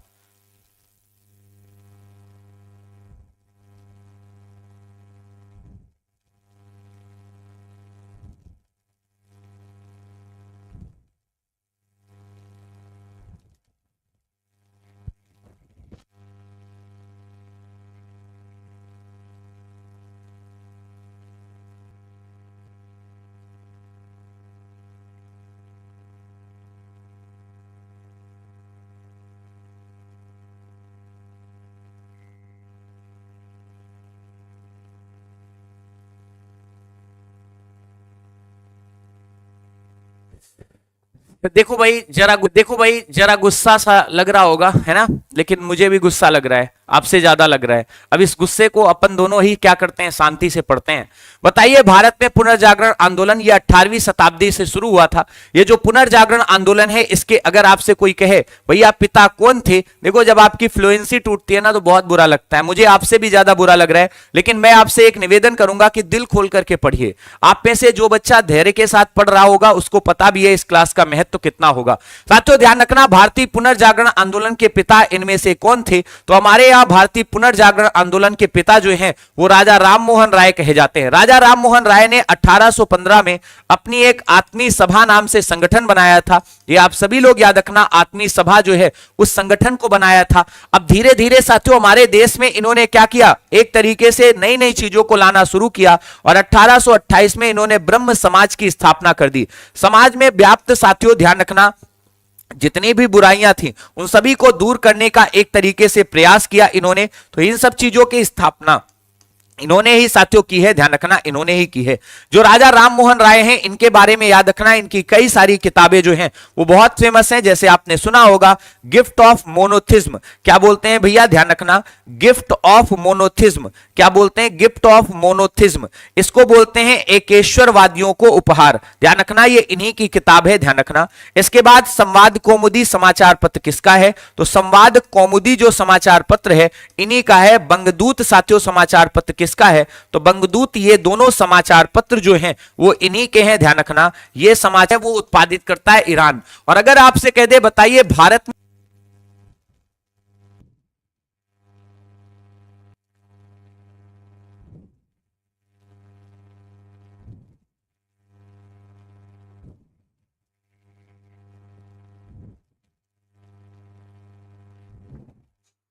आ जाइए जल्दी से भाई, है ना? कोई दिक्कत नहीं है, थोड़ा सा नेट का इशू है, लेकिन अभी मैं कोशिश करूंगा कि ये आज के बाद कभी जीवन में ना पड़े। मतलब जब तक मतलब एक तरीके से ये इशू है वो अब दोबारा ना हो, ठीक है? मैं कोशिश करूंगा। जाना किसी को नहीं है, पूरी मेहनत से पढ़ना है। तो साथियों ध्यान रखना, केसर के बारे में हम पढ़ रहे थे तो ये आपको याद रखना है। अगला सवाल देखिए, बताइए इनमें से क्लोरोफिल जो है इसमें कौन सा साथियों फार्मेलिन जो है वो एक तरीके से होता है? क्लोरोफिल जो होता है इसमें साथियों आप सभी लोगों को पता है मैग्नीशियम होता है, क्योंकि क्लोरोफिल के कारण जो हमारे पौधे हैं साथियों ध्यान रखना, उनकी पत्तियां कैसी होती हैं, जो पत्तियां हैं वो साथियों ध्यान रखना बिल्कुल एकदम हरी भरी होती हैं। हमारे यहाँ साथियों प्रकाश संश्लेषण की जो क्रिया होती है, उस प्रकाश संश्लेषण की क्रिया में आप सभी लोगों को याद रखना है, प्रकाश संश्लेषण की जो क्रिया होती है, प्रकाश संश्लेषण की जो क्रिया होती है उसमें साथियों एक तरीके से ये प्रॉब्लम आप सभी लोगों को जो आज हुई है, आज के बाद कभी नहीं होगी। मैं वादा करता हूं आपसे, मैं इसको सबको सही करा दूंगा कल ही। आगे देखिए, बताइए बलवंत राय मेहता समिति ने किस प्रकार की पंचायती राज व्यवस्था की इनमें से सिफारिश की है। बलवंत राय मेहता जो है, इन्होंने साथियों ध्यान रखना 30 स्तरीय पंचायती राज व्यवस्था जो है उसकी एक तरीके से 30 स्तरीय साथियों ध्यान रखना पंचायती राज व्यवस्था की सिफारिश की है। तो यहां पर आप सभी लोग याद रखना, इसको 3 टियर आप कह सकते हैं। अब आप में से जो भी बच्चा साथियों इस बलवंत राय मेहता समिति के बारे में नहीं जानता, नोट करके डाल लीजिएगा। 1957 में इसका गठन हुआ था। इसने अपनी रिपोर्ट जो है ये 1958 में साथियों क्या कर दी, तैयार कर दी थी। और 1959 में 1959 में साथियों ध्यान रखना 1959 में इस रिपोर्ट के आधार पर हमारे भारत में साथियों ध्यान रखना 30 स्तरीय पंचायती राज व्यवस्था 2 अक्टूबर को साथियों ध्यान रखना 1959 में राजस्थान के नागौर से लागू कर दी गई थी। तो राजस्थान के साथियों ध्यान रखना नागौर से क्या कर दिया गया मेरे दोस्त, इसको प्रारंभ कर दिया गया था। अगला सवाल देखिए, बताइए प्रधानमंत्री है राज्य का मुखिया, सरकार का मुखिया, राज्य के साथ साथ सरकार का एक तरीके से मुखिया, या उपरोक्त में से कोई नहीं। आप सभी लोग ध्यान रखिएगा, हमारे यहां जो प्रधानमंत्री होता है वो साथियों क्या होता है, शासन का प्रमुख होता है। ध्यान रखना, शासन का क्या होता है, शासन का प्रमुख होता है। ध्यान रखना, शासन का प्रमुख होता है। भारतीय संविधान के अनुच्छेद साथियों 75 में 75 में कहा गया है कि भारत के लिए एक प्रधानमंत्री जो है वो साथियों होगा और ये मंत्रिपरिषद का प्रधान होगा, अर्थात मंत्रिपरिषद इसी के दिशा निर्देश पर काम करेगी। तो ये सरकार का साथियों मुखिया होता है। ध्यान रखना, अगर आपसे कोई पूछे बताइए देश का मुखिया कौन होता है, तो देश का मुखिया जो है ये हमारे यहाँ राष्ट्रपति को कहा जाता है। तो राष्ट्रपति जो है इसको देश का मुखिया कहते हैं। ये आप सभी लोग नोट कर लीजिएगा। अगला सवाल देखिए, ऋग्वेद में निम्नलिखित में से किन नदियों का उल्लेख अफगानिस्तान के साथ आर्यों के संबंध को दर्शाती है। आप सभी लोगों ने अफगानिस्तान को देखा, सर अफगानिस्तान में ऋग्वैदिक काल की 2 नदियां आपको मिलेंगी। ऋग्वैदिक काल को जब देखेंगे तो उसमें साथियों ध्यान रखना 2 नदियां जो हैं वो आपको देखने को मिलेंगी। एक तो कुभा, जिसको काबुल नदी कहते थे, ध्यान रखना, जिसको हम सभी लोग काबुल नदी के नाम से जानते हैं, और दूसरी साथियों ध्यान रखना कुर्रम नदी कहते हैं। याद रखना ये हमारी कुर्रम नदी है। ध्यान रखना कुर्रम नदी है, कुर्रम नदी। तो ये दोनों नदियां आपके सामने हैं, कुभा और साथियों कुर्रम नदी, याद कर लीजिएगा। अगर पूछे परुष्णी किसको कहते थे, तो ये रावी नदी को कहते थे ऋग्वैदिक काल में। अस्कनी चिराप को कहते थे, ध्यान रखना। साथियों व्यास को विपाशा कहते थे, ध्यान रखना। तो जो विपाशा है उसको व्यास के नाम से आज हम जानते हैं। और सतुद्री ये सतलज को कहते थे, सतलज को कहते थे, ध्यान रखना। इसी तरीके से वितास्ता के नाम से साथियों ध्यान रखना नहीं दिया गया है, आप नोट कर लीजिएगा। ये साथियों कहते थे हमारे यहाँ की झेलम नदी को, तो झेलम को वितास्ता के नाम से जाना गया है। ऋग्वैदिक काल में गंगा का केवल एक बार उल्लेख किया गया है। तो अगर आपसे कोई पूछे गंगा का वर्णन कितने बार किया गया है, तो गंगा का वर्णन 1 बार किया गया है। ध्यान रखना 1 बार किया गया है। और यमुना का वर्णन कितने बार किया गया है, तो यमुना का वर्णन 3 बार किया गया है। ध्यान रखना यमुना का 3 बार, गंगा का 1 बार, केवल ऋग्वेद में साथियों उल्लेख है। अगला सवाल 26 नंबर, प्राचीन भारत में पहला विदेशी आक्रमणकारी यानी इनमें से पहला विदेशी आक्रमण किसके समय हुआ है। हमारे भारत में जब 6ठी शताब्दी ईस्वी चल रही थी, ध्यान रखना 6th सेंचुरी या शताब्दी साथियों ध्यान रखना ईस्वी पूर्व की बात है, बीसी की बात है, ईस्वी पूर्व की बात है। जब हमारे भारत में 6ठी शताब्दी ईस्वी पूर्व का समय चल रहा था, उस समय भारत में ध्यान रखिएगा आप सभी लोग, हमारे भारत में ईरान के शाह ने, ध्यान रखना ईरान के शाह, शाह का मतलब वहां का जो राजा होता था उसको बोलते थे। ईरान का शाह जिसको डेरियस कहते हैं, उसने साथियों ध्यान रखना भारत पर आक्रमण किया था, जिसे दारा के नाम से जानते हैं। यह हमारे भारत पर किया गया किसी विदेशी शक्ति का पहला आक्रमण था। तो आप सभी लोग याद रखना पहला आक्रमण इसी ने किया था। इसके बाद भारत में साथियों ध्यान रखना यूनानियों के आक्रमण हुए, बाकी सबके आक्रमण हुए। यूनानियों में आपने देखा था सर सिकंदर ने आक्रमण किया था, डिमेट्रियस ने आक्रमण किया था। इसके बाद साथियों हमारे भारत में आए हुए आक्रमणकारियों में मिनांडर का आक्रमण आपने देखा होगा। ये सब आक्रमणकारी के रूप में आते हैं। शकों में आपने देखा था शक राजा रुद्रदामन हमारे भारत में, और कुषाणों में कुजुल कैटफिश, विम कैटफिश, ये सब आक्रमणकारी बनकर भारत में आते हैं। अगला सवाल बताइए, आर्य शब्द का इनमें से अर्थ क्या होता है। आप में से जो भी बच्चा नहीं अभी तक क्लास से जुड़ा था, अब जुड़ जाइए। वीडियो को लाइक और शेयर करते रहिएगा। बताइए आर्य शब्द का अर्थ क्या होता है? आर्य जो है इसको ऋग्वैदिक काल में हम सभी लोग पढ़ते हैं, तो ऋग्वैदिक काल में जो लोग थे उनको आर्य कहते थे। ध्यान रखना, यहाँ के जो निवासी लोग थे उनको क्या कहा गया? निवासियों को आर्य कहा गया, आर्य। और आर्य जो है इसका अर्थ होता था साथियों, ध्यान रखना मेरे दोस्त, याद करना, श्रेष्ठ। श्रेष्ठ का मतलब होता था साथियों, ध्यान रखना, कुलीन। यानी आर्य शब्द का अर्थ श्रेष्ठ या कुलीन होता था। आप सभी लोग लगा लीजिएगा। ऋग्वेद में जिस शब्द का सबसे ज्यादा बार वर्णन है वो साथियों आपके सामने आर्य ही मिलेगा। बताइए किसी राज्य का राज्यपाल इनमें से पद धारण करता है कब? किसी राज्य में राज्यपाल जो है वो भारतीय संविधान के अनुच्छेद साथियों 153 के तहत अपना पद जो है वो धारण करता है। राष्ट्रपति के प्रसाद पर्यंत जब तक उसे मुख्यमंत्री का विश्वास प्राप्त हो, गलत। जब तक उसे राज्य परिषद का विश्वास प्राप्त हो, बिल्कुल गलत। जब तक उसे विधानमंडल का विश्वास प्राप्त हो, बिल्कुल गलत। क्योंकि आप जानते हैं राष्ट्रपति जो है उसी के प्रसाद पर्यंत राज्यपाल अपना पद धारण करता है, और जिस समय साथियों राष्ट्रपति चाहेगा उस समय ये चला जाएगा। लेकिन सच्चाई तो यह है कि राष्ट्रपति ना तो इसके साथियों नियुक्ति में बहुत बड़ा रोल प्ले करता है, ना ही इसके साथियों बर्खास्तगी में, क्योंकि ये सारे काम वो करता है मंत्रिपरिषद से पूछ कर। तो ये आप सभी लोग याद रखना, इसमें भी मंत्रिपरिषद जो है और प्रधानमंत्री जो है वो बहुत बड़ा रोल प्ले करता है। आप सभी लोगों को याद होना चाहिए। वह व्यक्ति जिसे मुख्यमंत्री के रूप में नियुक्त किया गया है राज्य विधायिका के किसी भी सदन का सदस्य नहीं होना चाहिए। भैया किसी ना किसी सदन का सदस्य होना चाहिए, चाहे विधान परिषद का हो या विधान परिषद का या विधानसभा का। राज्य विधायिका के किसी सदन का सदस्य होना चाहिए। राज्य विधायिका के शपथ के रूप में चुने जाने की योग्यता होनी चाहिए। लेकिन विधायिका का सदस्य, ये गलत हो गया। चाहिए केवल विधान परिषद के सदस्य, ये भी गलत। ये साथियों सदस्यता के लिए एक तरीके से शर्त होती है, और सदस्यता के लिए शर्त में दो कंडीशन होती हैं, ध्यान रखना।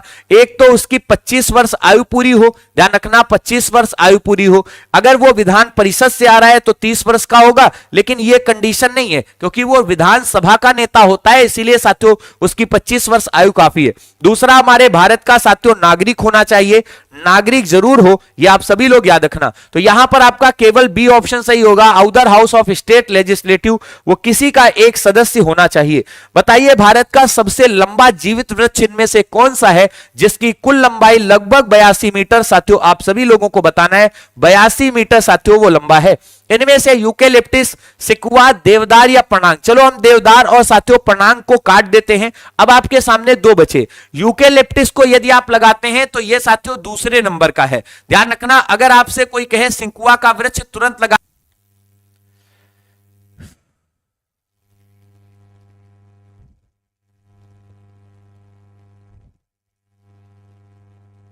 नाम के आगे शब्द ही जुड़ा हुआ है क्या मेरे दोस्त? ध्यान रखना।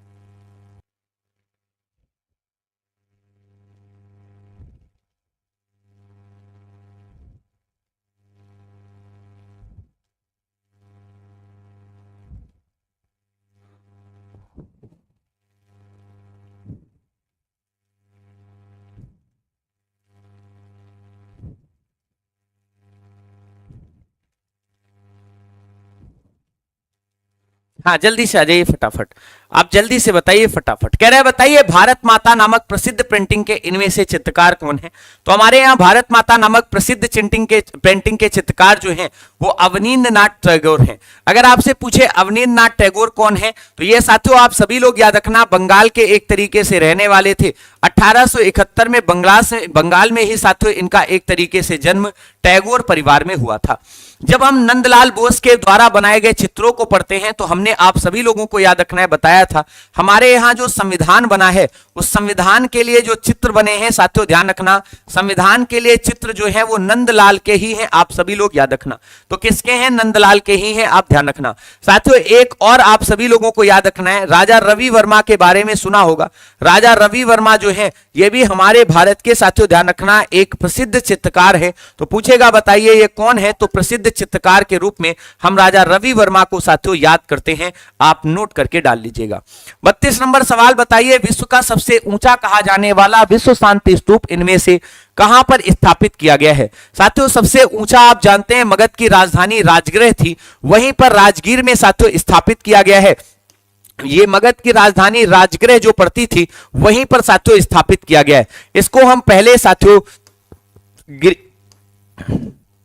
गिरिवेज के नाम से भी जानते थे, आप नोट कर लेंगे। नालंदा में साथियों हमारे भारत का विश्वविद्यालय बनाया गया है, तो यहां पर क्या बनाया गया है गुरुजी, विश्वविद्यालय बनाया गया है।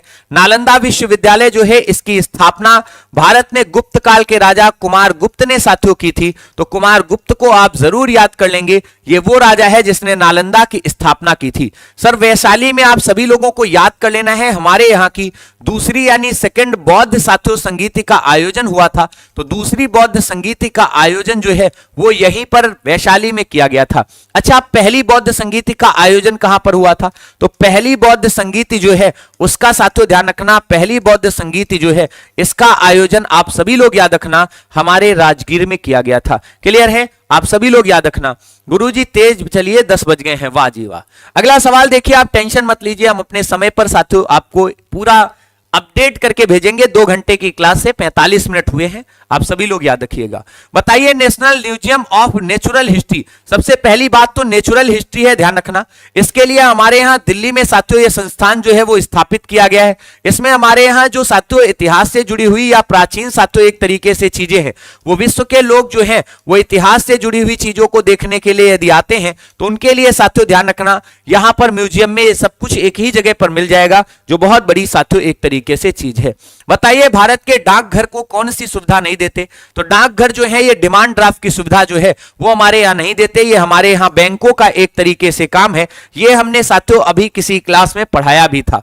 बताइए प्रसिद्ध तिरुपाल मंदिर इनमें से कहां पर है? ये तिरुपाल मंदिर जो है ये भगवान शिव को एक तरीके से डेडिकेटेड है और ये हमारे भारत के साथियों ध्यान रखना विजयनगर साम्राज्य में पड़ता है। अब विजयनगर साम्राज्य की जब भी बात आती है तो हमने आपको पढ़ा रखा है कि इसका संस्थापक कौन था। तो भैया विजयनगर साम्राज्य का संस्थापक हम हरिहर और बुक्का को मानते हैं। तो हरिहर और बुक्का जो है ये दोनों सके भाई थे, ध्यान रखना, जिन्होंने 1336 में विजयनगर साम्राज्य की स्थापना की, जिसके खंडहर हम्पी कर्नाटक में मिलते हैं। आप सभी लोग याद रखना ये तुंगभद्रा नदी के किनारे भी पड़ती है। तो तुंगभद्रा नदी जो है उसके साथियों ध्यान रखना तुंगभद्रा नदी के किनारे याद रखना आपको मिलेगी। अगला सवाल बताइए शेरशाह का मकबरा इनमें से, जिसे हम इतिहास में झील वाला मकबरा कहते हैं, ध्यान रखना झील वाला मकबरा कहा जाता है, झील वाला मकबरा कहते हैं मकबरा। साथियों ध्यान रखना ये शेषाराम बिहार में पड़ता है, आप नोट कर लीजिएगा। यहीं पर साथियों शेरशाह के पिता जो थे उनका भी मकबरा पड़ता है।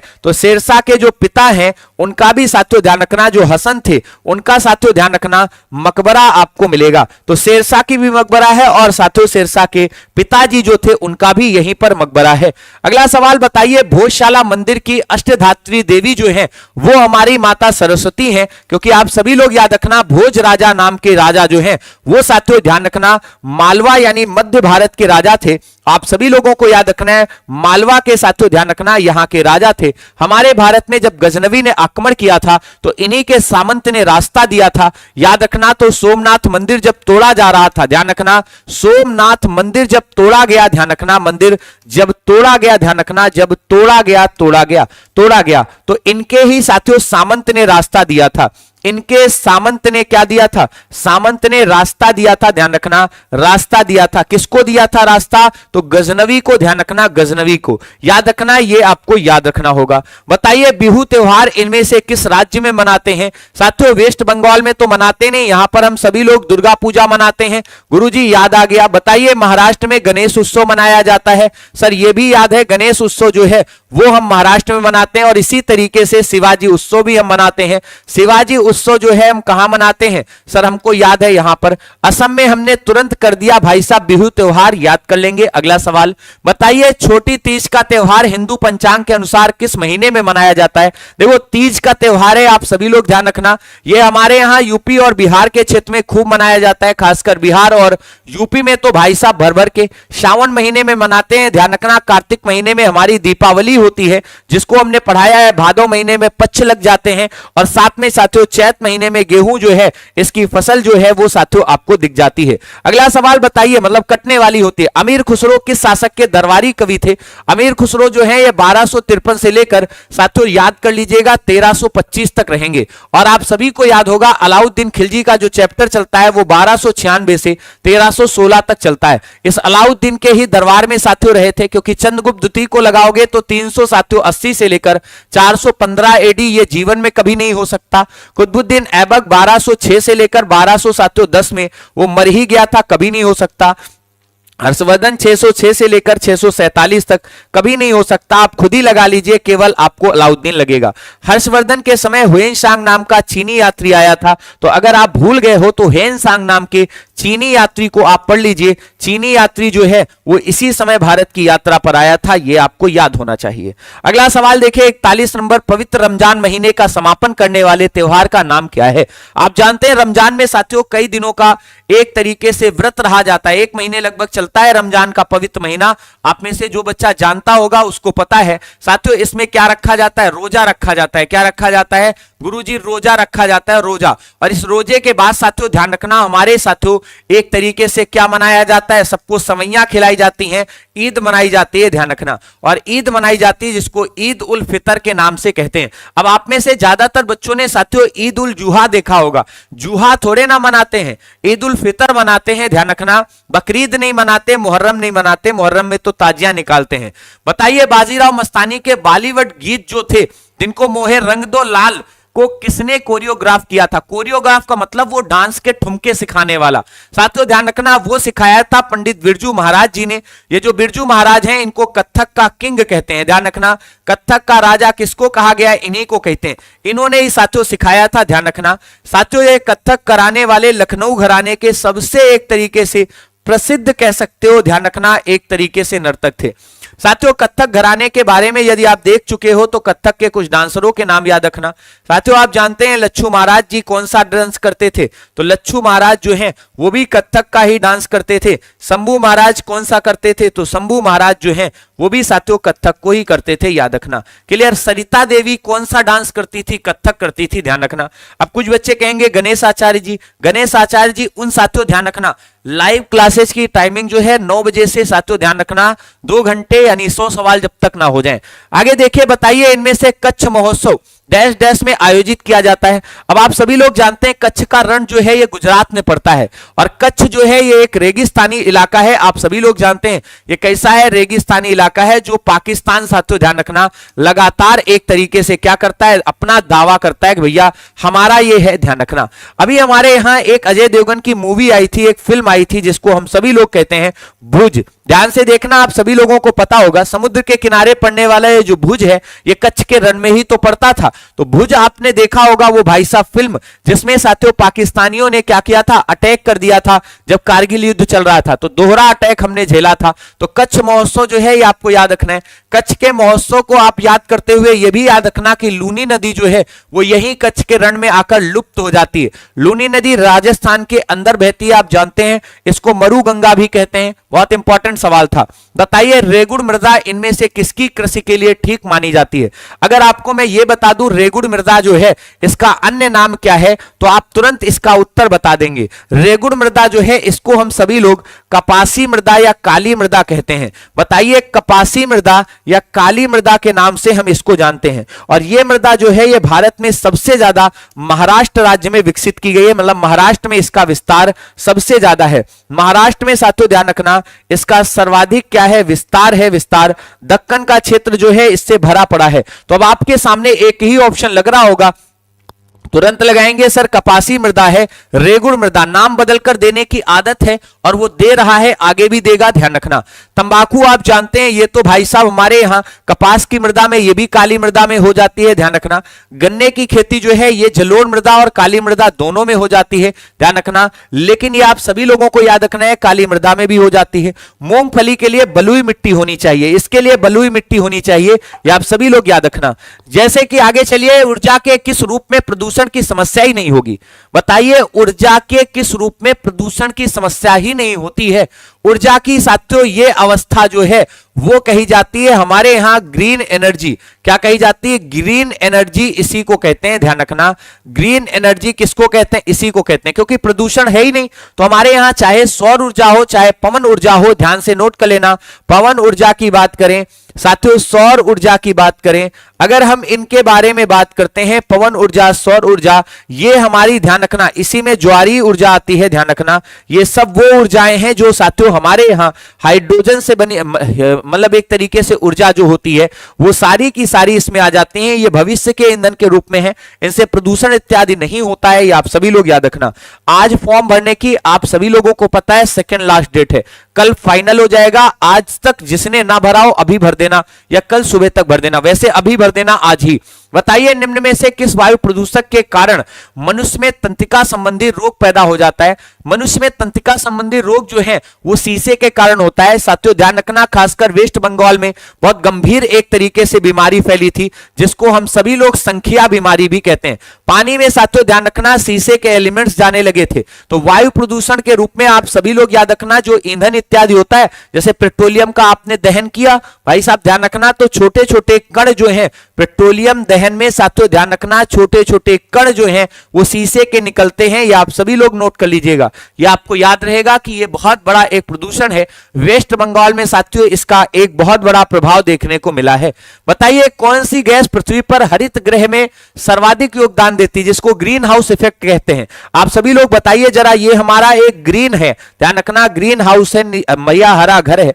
इसमें साथियों सूर्य का प्रकाश आया आकर के फंस गया, क्योंकि कार्बन डाइऑक्साइड जैसी भारी गैसें जो है वो उसको निकलने ही नहीं दे रही हैं। तो ऐसे में इसका ताप जो है वो लगातार कांच के जार का बढ़ता चला जाएगा, बढ़ता चला जाएगा। तो कार्बन डाइऑक्साइड जो गैस है वो साथियों हरित गृह गैस में सबसे ज्यादा योगदान करती है। जो बच्चे अभी तक ना लगाए हो, कुछ ने साथियों इसका उत्तर जो है वो क्लोरोफ्लोरोकार्बन लगा लिया। अरे तुमको ओजोन छेद नहीं करवाना है, ध्यान रखना ओजोन में जो छेद हो रहा है उसके लिए क्लोरोफ्लोरो जिम्मेदार है, सीएफसी जिम्मेदार है, इसको थोड़े ना लगाएंगे। इसी तरीके से धान के खेत में सबसे ज्यादा धान का खेत जो होता है उसमें मीथेन गैस निकलती है। बताइए गोबर गैस में कौन सी गैस है, तो गोबर गैस में भी मीथेन गैस है। इसी तरीके से जो जानवर एक तरीके से जुगाली करते हैं, मतलब जानवर जो एक तरीके से अपना भोजन चबाते हैं, उसमें कौन सी गैस निकलती है, तुरंत कहेंगे मीथेन गैस। अगला सवाल बताइए नदियों में जल प्रदूषण की माप इनमें से किससे की जाती है, तो उसमें घुली ऑक्सीजन की मात्रा से की जाती है, क्योंकि बायो ऑक्सीजन डिमांड जो है ध्यान रखना बीओडी जो है जिसको बायो ऑक्सीजन डिमांड कहते हैं, इसी के आधार पर एक तरीके से ये जांच जो है वो की जाती है। बीओडी का मतलब होता है बायो ऑक्सीजन डिमांड, ध्यान रखना बायो ऑक्सीजन साथियों ध्यान रखना डिमांड कहते हैं, डिमांड कहते हैं, डिमांड कहते हैं। ये बीओडी की मात्रा जिसमें साथियों ध्यान रखना जिस नदी में ज्यादा होगी, जैसे मान लीजिए हमने कहा बायो ऑक्सीजन की डिमांड की मात्रा ज्यादा है तो वो नदी उतनी ही ज्यादा एक तरीके से प्रदूषित होगी, क्योंकि ऑक्सीजन की मात्रा ज्यादा है। बीओडी की मात्रा जितना कम होगी उतना ही साथियों ध्यान रखना जल शुद्ध होगा।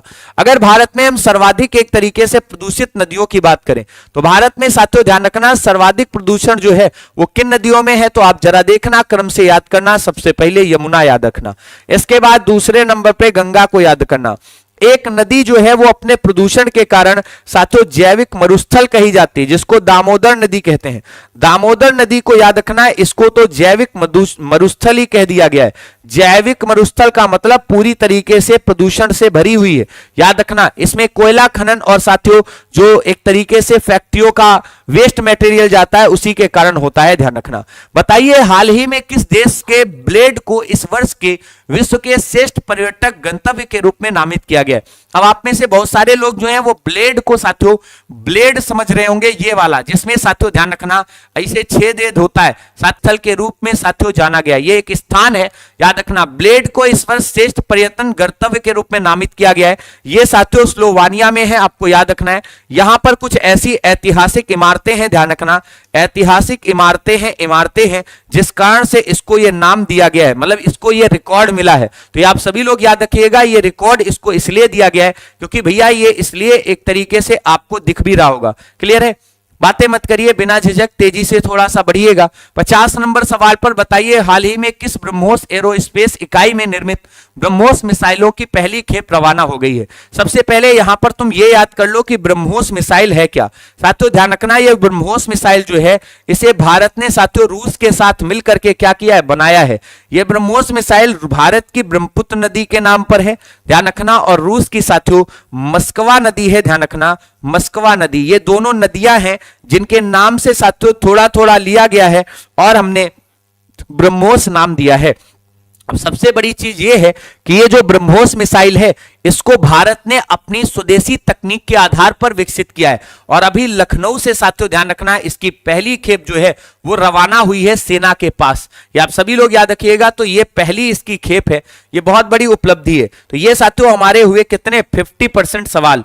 आज की क्लास के 50 सवालों का पूरा कंटेंट आप तक पहुंचा सिर्फ और सिर्फ 60 मिनट में। कितने मिनट में? 60 मिनट में। क्लास चालू हुए अभी 60 मिनट हुए।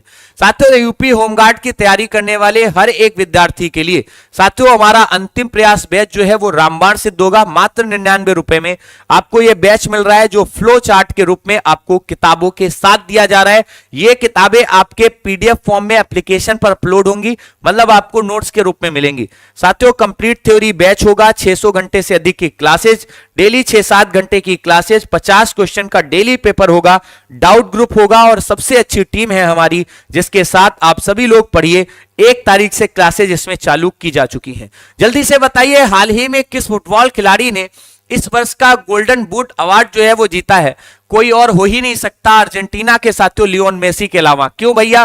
क्योंकि अर्जेंटीना के लियोन मेसी जो हैं ये फिर से एक बार ध्यान रखना विश्व के नंबर 1 साथियों क्या बन गए हैं भैया? ध्यान रखना विश्व के नंबर 1 साथियों, ध्यान रखना गोल करने वाले व्यक्ति बन गए हैं। ध्यान रखना गोल करने वाले बन गए हैं, गोल करने वाले साथियों ध्यान रखना बन गए हैं, मतलब सबसे अच्छे खिलाड़ी जो है फुटबॉल के क्षेत्र में साथियों बन गए हैं। ये जो लियोन मेसी हैं इनके बारे में पूछेगा बताइए कहां के हैं, तो ये अर्जेंटीना के हैं। ध्यान रखना अर्जेंटीना के हैं, या आप सभी लोगों को याद रखना है। अगर आपसे कोई पूछे बताइए गोल्डन ये बूट अवार्ड किसे दिया जाता है? ये अवार्ड उसी को साथियों दिया जाता है, ध्यान रखना, जिसने सर्वाधिक एक तरीके से गोल किए हो। सर साइट नहीं चल रही है, ऑनलाइन कैसे करूं फॉर्म? वाह भाई वाह, तभी तो कह रहा था पहले से कर दो। तो रात में आज बैठना जहां से करते हो कैफे वफे से या किसी से जुगाड़ लगाओ, आज ही रात मौका है, कर लो तो कर लो।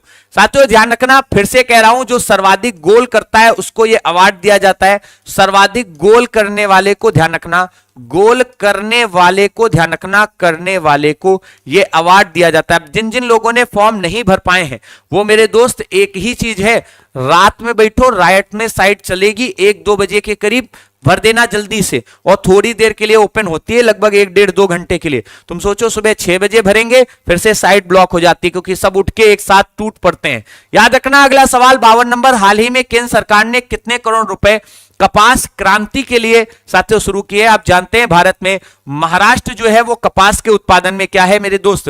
नंबर 1 है। आप जानते हैं महाराष्ट्र जो है ये कपास उत्पादन में नंबर 1 है। अच्छा अगर आपसे कहे कपास के लिए तो काली मृदा साथियों जरूरी होती है, इसको आप सभी लोग नोट कर लीजिएगा। केंद्र सरकार ने 600 करोड़ रुपए जो है वो कपास के लिए साथियों पैसा अलॉट किया है। इससे क्या होगा? कपास की खेती और इसकी जो भूमि है उसमें सुधार किया जाएगा। हाल ही में साथियों 17 अक्टूबर 2025 को अखिल भारतीय आयुर्वेद विज्ञान का साथियों इनमें से कौन सा स्थापना दिवस मनाया गया है? 2016 में साथियों इसकी स्थापना की गई थी, याद रखना इसकी स्थापना। और इसके लिए पहला दिवस जो है यानी पहली बार इसे साथियों ध्यान रखना पहली बार 2017 में मनाया गया था। 2017 में साथियों क्या किया गया था? मनाया गया, ध्यान रखना 2017 में मनाया गया, पहली बार ध्यान रखना 2017 में मनाया गया। तो इस क्रम में साथियों अखिल भारतीय आयुर्वेद विज्ञान जो है उसके लिए हमने साथियों आयुर्वेद संस्थान जो है उसके लिए हमारा ये इस बार नवा साथियों ध्यान रखना एक तरीके से होगा। तो कुल मिलाकर 9th नंबर का होगा। एक बच्चा कह रहा है 10वां, अगर 10वां होता तो यहां पर 2015 हो जाता। मेरे दोस्त देखना आप सभी लोग। 54 नंबर, हाल ही में बताइए कौन सर्वोच्च न्यायालय समिति की पहली ट्रांसजेंडर साथियों एक तरीके से सदस्य बनी? अर्थात वो व्यक्ति जिन्होंने अपना जेंडर जो है वो साथियों चेंज करा लिया, याद रखना वो हमारी बनी पद्मशाली। याद रखना अक्कड़ पद्मशाली को आप याद रखना।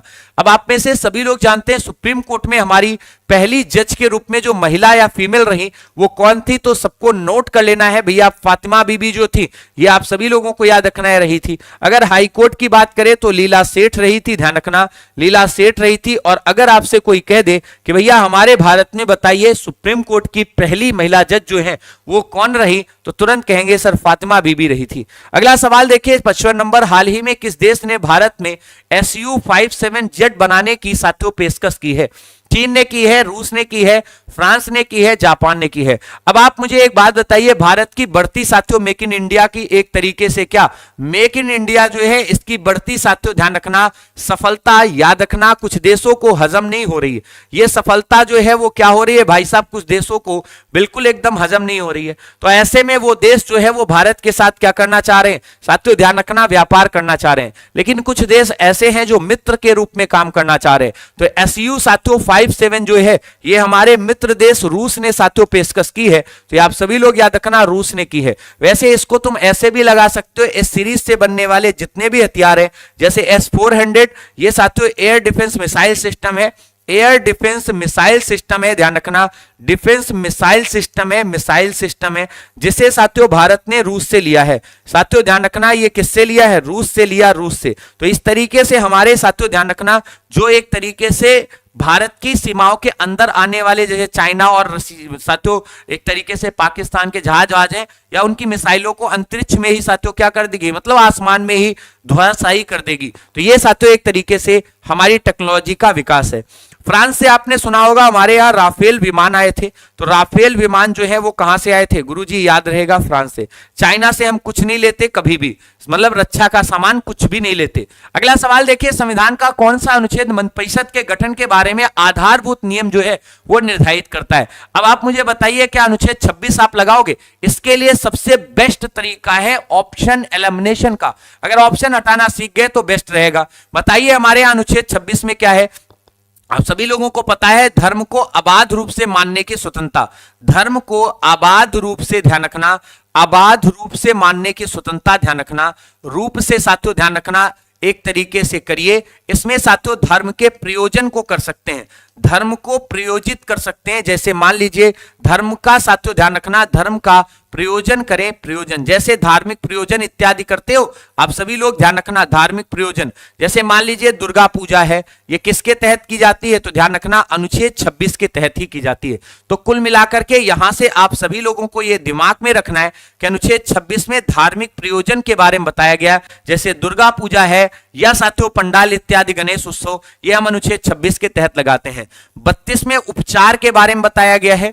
अनुच्छेद 75 में छोड़ दीजिए प्रधानमंत्री का जिक्र है, जरा देखते हैं अभी इसके एक अनुच्छेद पहले मंत्रिपरिषद थी। अनुच्छेद 356 में हमारे देश में राष्ट्रपति शासन जब लगाया जाता है उसका उल्लेख है। अब सबसे बड़ी चीज है कि ये लगा नहीं सकते, ये लगा नहीं सकते, ये लगा नहीं सकते, ये वाला हो सकता है क्योंकि प्रधानमंत्री और उसके बारे में बताया गया, क्योंकि वो मंत्रिपरिषद का हेड होता है, तो इसलिए नियर अबाउट आप सभी लोग इसे ही लगा लीजिएगा, बाकी कोई नहीं लगा सकते। संविधान का कौन सा अनुच्छेद मंत्रिपरिषद के गठन के बारे में आधारभूत नियम निर्धारित करता है? तो ये नियम कौन निर्धारित करेगा? अब जरा देखो तो नियम कैसे निर्धारित होता है। मान लो कोई मंत्री चुना जाता है तो ये नियम निर्धारित ये है कि भैया मंत्री जो है वो प्रधानमंत्री से, साथियों याद रखना प्रधानमंत्री क्या देगा, सलाह देगा, सलाह देगा और सलाह के आधार पर मंत्री की नियुक्ति होती है। अच्छा एक बात तुम बताओ, मोदी जी के भाई साहब बिना सलाह के को मंत्री बनाया गया आज तक? नहीं, क्योंकि मतलब कोई का मतलब अभी जो उनकी सरकार है उनकी मर्जी के खिलाफ कोई नहीं बना, जिसको जो वो विभाग चाहेंगे वही देंगे, ये आप ध्यान रखना। इसीलिए एक मंत्री के खिलाफ अगर निंदा प्रस्ताव पारित हो गया तो प्रधानमंत्री तक को भाई साहब छोड़ना पड़ जाता है अपनी कुर्सी। भारतीय संविधान के किस अनुच्छेद में निर्वाचन आयोग के बारे में बताया गया है? निर्वाचन आयोग भारतीय संविधान के अनुच्छेद 324 में दिया गया है और इसमें कहा गया है कि भैया ये 1+2 सदस्य होगा। साथियों पहले 1989 तक 1989 तक ये एक सदस्य था, ध्यान रखना, और फिर इसके बाद 1989 से ये 3 सदस्य हो गया, ध्यान रखना 3 सदस्य हो गया, 3 सदस्य जो है वो हो गया। अगर अनुच्छेद साथियों हम 320 की बात करें तो इसमें संघ लोक सेवा जो आयोग है, संघ लोक सेवा आयोग जो है अनुच्छेद 322 और 300 साथियों ध्यान रखना 20, ये संघ लोक सेवा आयोग जो है उसके ध्यान रखना कार्य और उसके द्वारा की गई चीजों को बताया गया है। तो ये संघ लोक सेवा आयोग से संबंधित है दोनों अनुच्छेद। साथियों अनुच्छेद 326 में कहा गया है कि यदि आप वयस्क हैं तो मताधिकार दे सकते हैं। तो वयस्क मताधिकार जो है उसका उल्लेख किया गया है। वयस्क मताधिकार हमारे भारत में 18 साल की आयु यदि आपने पूरी कर ली है तो आप वोट दे सकते हैं। अधिकार अनुच्छेद 326 में चिल्ला चिल्ला के दिया गया है। हमारे यहां साथियों ये पहले 21 साल था, ध्यान रखिएगा। किसने कहा था हमें मर्दों की तरह खुलकर रहना चाहिए? कि हम अपनी मज्जा तक राजभक्त हैं, हमें अंग्रेजी राज्य से हुए फायदे का एक तरीके से ज्ञान है। ये आप सभी लोग याद रखना। ये स्टेटमेंट थोड़ा सा अजीब नहीं लग रहा? याद रखना, ये इसी वजह से तिलक इन लोगों का विरोध करते थे। दादा भाई नौरोजी ने ये स्टेटमेंट दिया था, आप सभी लोग याद रखना। दादा भाई नौरोजी को हम सभी लोग ग्रैंड ओल्ड मैन कहते हैं, grand old man of India कहते हैं, old man of India, old man of India के नाम से इनको हम सभी लोग क्या करते हैं मेरे दोस्त जानते हैं, ध्यान रखना। दादा भाई नौरोजी के बारे में आप सभी लोग जब पढ़ेंगे तो इन्हें साथियों 1867 से 68 के वर्ष में हमारे भारत की पहली बार राष्ट्रीय आय की गणना करी है। पहली राष्ट्रीय आय की गणना इन्हीं के समय की गई है। राष्ट्रीय आय गणना जो है वो इन्होंने की है और इन्होंने बताया था 20 रुपए हमारे भारत के एक वर्ष में एक नागरिक की आय है। फिरोज शाह मेहता 1890 में कांग्रेस के साथियों अध्यक्ष बनाए गए थे। एस.एन. बनर्जी को लगाएंगे नहीं क्योंकि इनका इंडियन एसोसिएशन एक संगठन है जो अलग था। बताइए किस उग्रवादी नेता ने उदारवादियों के संबंध में कहा था कि यदि हम साल में एक बार मेढक की तरह साथियों टर्राएंगे, ध्यान रखना, तो हमें आजादी नहीं मिलेगी। टर्रा टर्रा करके चुप होते रहे तो हमें अपने प्रयासों में सफलता नहीं मिलेगी। ये बाल गंगाधर तिलक का वाक्य था, क्योंकि तिलक उग्रवादी थे और वो किसी भी विचारधारा में उदारवादियों से सहमत नहीं थे। तिलक ने ही कहा था कि जो हम अंग्रेजों की भिक्षावृत्ति या अंग्रेजों से भीख मांगते हैं उसमें विश्वास नहीं करना चाहिए। ये आप सभी लोग याद रखना। लाला लाजपत राय को हम पंजाब केसरी के नाम से जानते हैं और इन्हीं के साथियों सहयोग से ही पंजाब नेशनल बैंक पीएनबी जो है ये 1896 में बनाई गई थी।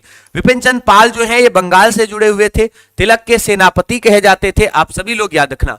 किस गवर्नर जनरल के काल में भारतीय राष्ट्रीय कांग्रेस की स्थापना जो है वो साथियों की गई थी? मेरे दोस्त सभी लोग इवेंट को लाइक करते रहना और अपनी मेहनत को आजमाते रहना, देखना सवाल कितने सही होते हैं 100 में से। हमारे यहाँ लॉर्ड डफरिन के शासनकाल में साथियों ध्यान रखना कांग्रेस की स्थापना जो है वो की गई थी। कांग्रेस की स्थापना की जो घटना है वो 28 दिसंबर की है, ध्यान रखना, और वर्ष था 1885 का। कांग्रेस का अगर आपसे कोई पूछे संस्थापक कौन था तो संस्थापक साथियों एक ब्रिटिश आईसीएस अधिकारी एओ ह्यूम को बनाया गया था, एलन ऑक्टन ह्यूम को बनाया गया था। कांग्रेस का अगर आपसे कोई पूछे बताइए पहला अध्यक्ष किसे बनाया गया था, तो यहां पर आप लिख लीजिएगा फर्स्ट अध्यक्ष किसे बनाया गया था, तो डब्ल्यू.सी. बनर्जी को बनाया गया था। डब्ल्यू.सी. बनर्जी को पहला कांग्रेस का अध्यक्ष बनाया गया था। तो ये आप सभी लोग नोट कर लीजिएगा। लॉर्ड कर्जन के बारे में याद रखना, 1905 में इसने बंगाल का विभाजन किया था, ध्यान रखना। तो बंगाल विभाजन जो है वो इसी के समय हुआ था। साथियों इसी तरीके से लॉर्ड रिपन के बारे में याद रखना, 1880 से लेकर 1884 तक ये रहा था। इसी के शासनकाल में हमारे देश में नए नए सुधार कार्यक्रम किए गए थे, जैसे इल्बर्ट विवाद आपने सुना होगा। ये इल्बर्ट विवाद जो है ये न्यायपालिका में सुधार से जुड़ा हुआ था, जो 1883 में रिपन के समय ही आया था। तो न्यायपालिका में सुधार से जुड़ा था, ध्यान रखना, न्यायपालिका सुधार से जुड़ा था, ये आप सभी लोग नोट कर लेंगे। बाकी शस्त्र अधिनियम को वापस लेना, वर्नाकुलर प्रेस एक्ट को वापस लेना, ये सारे काम रिपन ने किए हैं। अगला सवाल देखिए, भारतीय विश्वविद्यालय अधिनियम 1904 ये लॉर्ड कर्जन के समय आया था, क्योंकि ये 1898 से 1905 तक भारत में गवर्नर जनरल रहता है। लॉर्ड कर्जन के समय की घटना है। साथियों आप सभी लोग जानते हैं रिपन का शासनकाल 80 से लेकर 84 तक रहा, तो इसके समय तो ये है ही नहीं, कोई काम ही नहीं भैया, ध्यान रखना है। इसके शासनकाल में 1882 में आप सभी लोग याद रखना एक हंटर कमीशन जरूर बैठाया गया था। तो हंटर कमेटी जरूर बिठाई गई थी जो हमारे देश में शिक्षा के क्षेत्र से जुड़ी थी, आप याद रखना। इसके बाद आगे चलकर 1917 में एक सैंडलर आयोग बनाया गया है। सैंडलर आयोग जो है ये भी हमारे भारत में साथियों ध्यान रखना शिक्षा से जुड़ा हुआ था, ध्यान रखना शिक्षा से जुड़ा था। इसी तरीके से 1854 में साथियों ध्यान रखना वुड डिस्पैच एक्ट आया था, जिसको वुड्स डिस्पैच एक्ट कहते हैं। मेरे दोस्त ध्यान रखना ये डिस्पैच एक्ट जो है वो आप सभी लोग याद रखना, डिस्पैच एक्ट जो है इसको आप सभी लोग याद रखना। ये हमारे देश में भारत के पहले 3 विश्वविद्यालय जो 1857 में कलकत्ता, इसके बाद में साथियों बॉम्बे और मद्रास यूनिवर्सिटी के रूप में स्थापित करा देता है। तो ये 3 हमारे भारत की पहली यूनिवर्सिटियां हैं जो आपको याद रहेंगी। लॉर्ड हार्डिंग के समय ऐसा कुछ नहीं किया गया है। साथियों ध्यान रखना 1910 से लेकर 1916 तक ये रहा। हमारे भारत में राजधानी दिल्ली इसी के समय बनाई गई थी। तो दिल्ली राजधानी किसके समय बनाई गई? इसी के समय। साथियों ध्यान रखना बंगाल विभाजन इसी के समय रद्द कर दिया गया था। लिटन का शासनकाल 1876 से 80 के बीच में बड़ा विवादित रहा था। वर्नाकुलर सर्कुलर प्रेस एक्ट लेकर आया था, जिससे देसी भाषा के समाचार पत्रों पे इसने रोक लगा दी थी। बड़ा छछुंदर टाइप का व्यक्ति था। बताइए भारतीय सिविल सेवा आईसीएस में चुने गए हमारे भारत के पहले साथियों इनमें से भारतीय कौन थे? तो ये साथियों रविन्द्रनाथ टैगोर के भाई थे, जिनका नाम था सत्येंद्रनाथ टैगोर। इनके बारे में याद कर लीजिएगा, ये रविन्द्रनाथ टैगोर जो थे उनके भाई थे। रविन्द्रनाथ टैगोर के क्या थे मेरे दोस्त, ध्यान रखना, भाई थे, भाई थे। ये आप सभी लोग याद रखना। सरोजिनी नायडू के बारे में आप जानते हैं 1925 में ये कांग्रेस के कानपुर अधिवेशन की क्या बनी थी, ध्यान रखना, अध्यक्ष बनी थी। और कहां पे बनी थी? कानपुर में, आप याद रखना। साथियों पूछा जाता है बताइए हमारे यहाँ पहली भारतीय महिला जो है वो कांग्रेस के अध्यक्ष कौन बनी? तो प्रथम भारतीय यही थी। लाला लाजपत राय एकमात्र उग्रवादियों में नेता हैं जो 20 में, साथियों ध्यान रखना, 1920 में सितंबर में जो कलकत्ता में कांग्रेस का अधिवेशन हुआ है उसके अध्यक्ष बने हैं। बाकी सीआर दास जी के बारे में जानते हैं, इनको हम सभी लोग देश बंधु के नाम से पढ़ते हैं, तो इनको देश बंधु कहते हैं। अगला सवाल 63 नंबर, संसद द्वारा आपातकाल की घोषणा का अनुमोदन कितनी अवधि के अंतराल में हो जाना आवश्यक है? तो मेरे दोस्त ये 1 महीने में अर्थात 30 दिन में साथियों हो जाना अति आवश्यक है। या आप सभी लोग याद रखना 1 महीने या 30 दिन में हमारे देश में यदि आपातकाल लगाया जाता है आर्टिकल 352 तो 30 दिन के अंदर अनुमोदन हो जाना चाहिए। यदि एक बार लग गया तो भैया ये धीरे धीरे 1-1 साल करके बढ़ाया जा सकता है।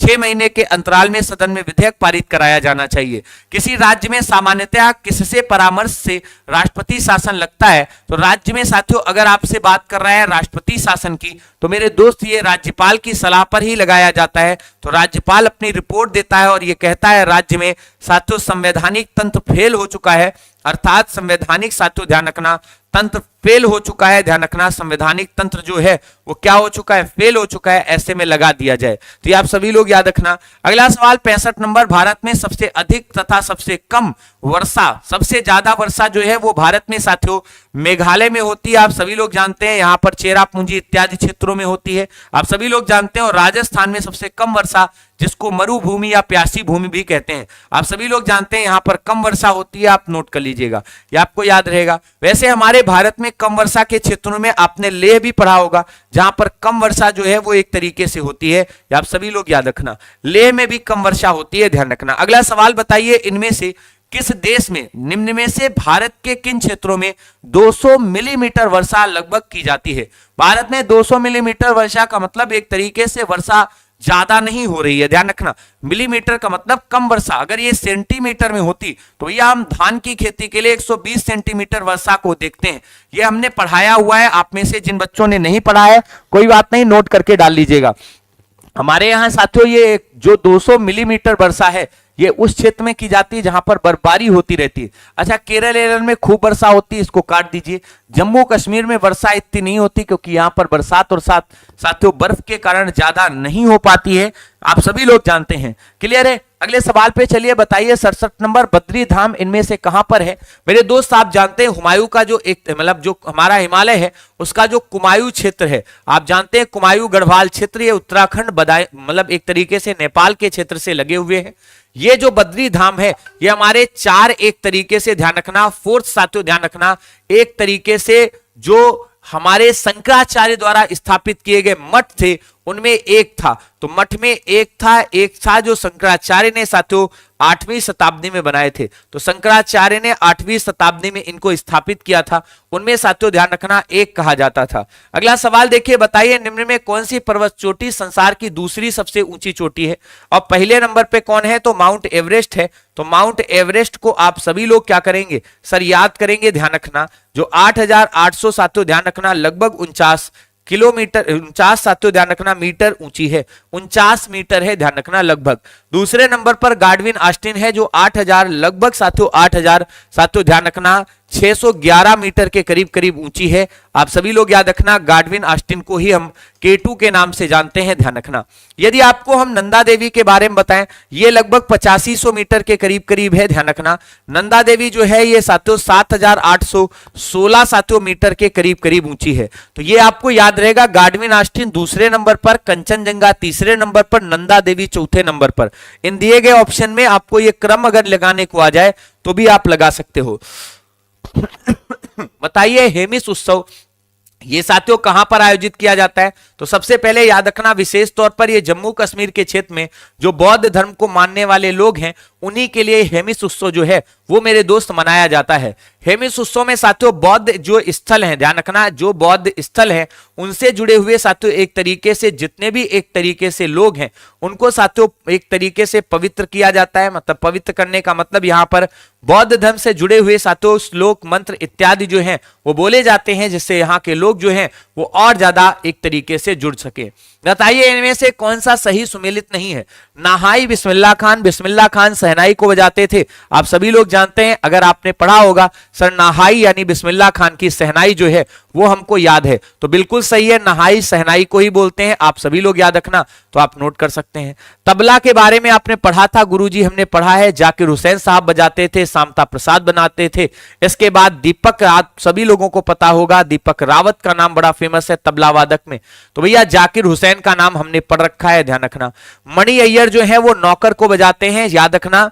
लेकिन अगर हम मृदंग की बात करें तो मृदंग के लिए मणि अय्यर का नाम साथियों आपको नहीं, क्योंकि ये नौकर को बजाते हैं, तो यही वाला आपका जो है वो गलत है, आंसर आप लगा लेना, आप सभी लोगों का ये गलत हो जाएगा। क्लियर है? अगर आपसे हम कह दें भैया मृदंग को कौन बजाता था, तो आप सभी लोग याद रखना, हमारे यहाँ जैसे सुब्बा लक्ष्मी जी थे वो साथियों एक तरीके से बजाते थे, सुब्बा लक्ष्मी जी का नाम इसमें आप सभी लोग ऐड कर लीजिएगा। क्लियर है? अगला सवाल देखिए, फटाक से आप बताते रहिएगा, जल्दी से बताइए फटाक से। तो डी ऑप्शन आपका बिल्कुल गलत है।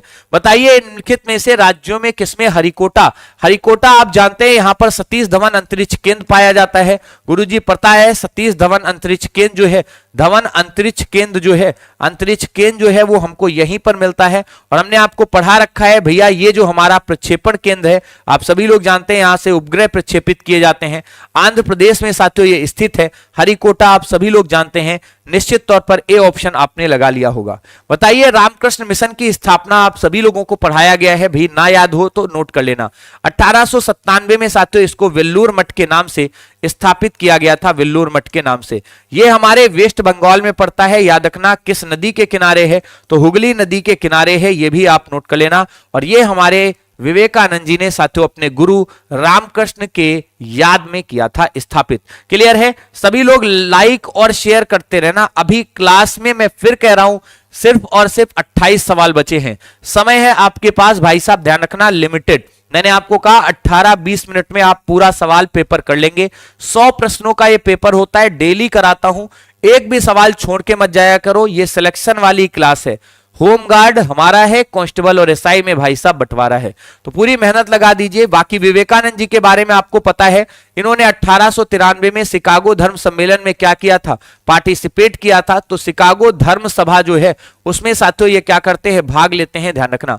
ईश्वरचंद विद्यासागर जी जो हैं इन्होंने 1856 में साथियों विधवा पुनर्विवाह अधिनियम बनवाया है, तो विधवा पुनर्विवाह, ध्यान रखना, पुनर्विवाह अधिनियम जो है वो साथियों एक तरीके से बनवाया है, ध्यान रखना।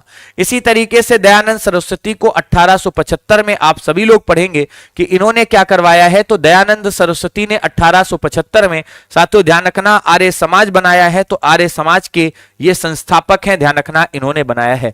राजा राम मोहन राय के बारे में तो कुछ भी मत याद करिए, बस इतना याद कर लिए 1833 में इनके साथियों ब्रिस्टल लंदन में क्या हो गई थी, डेथ हो गई थी। बाकी आप सभी लोगों को इनके बारे में जो भी जरूरी चीजें थी वो साथियों ध्यान रखना हमने बता रखी हैं। बताइए महात्मा गांधी राष्ट्रीय ग्रामीण रोजगार साथियों गारंटी अधिनियम कब पारित किया गया?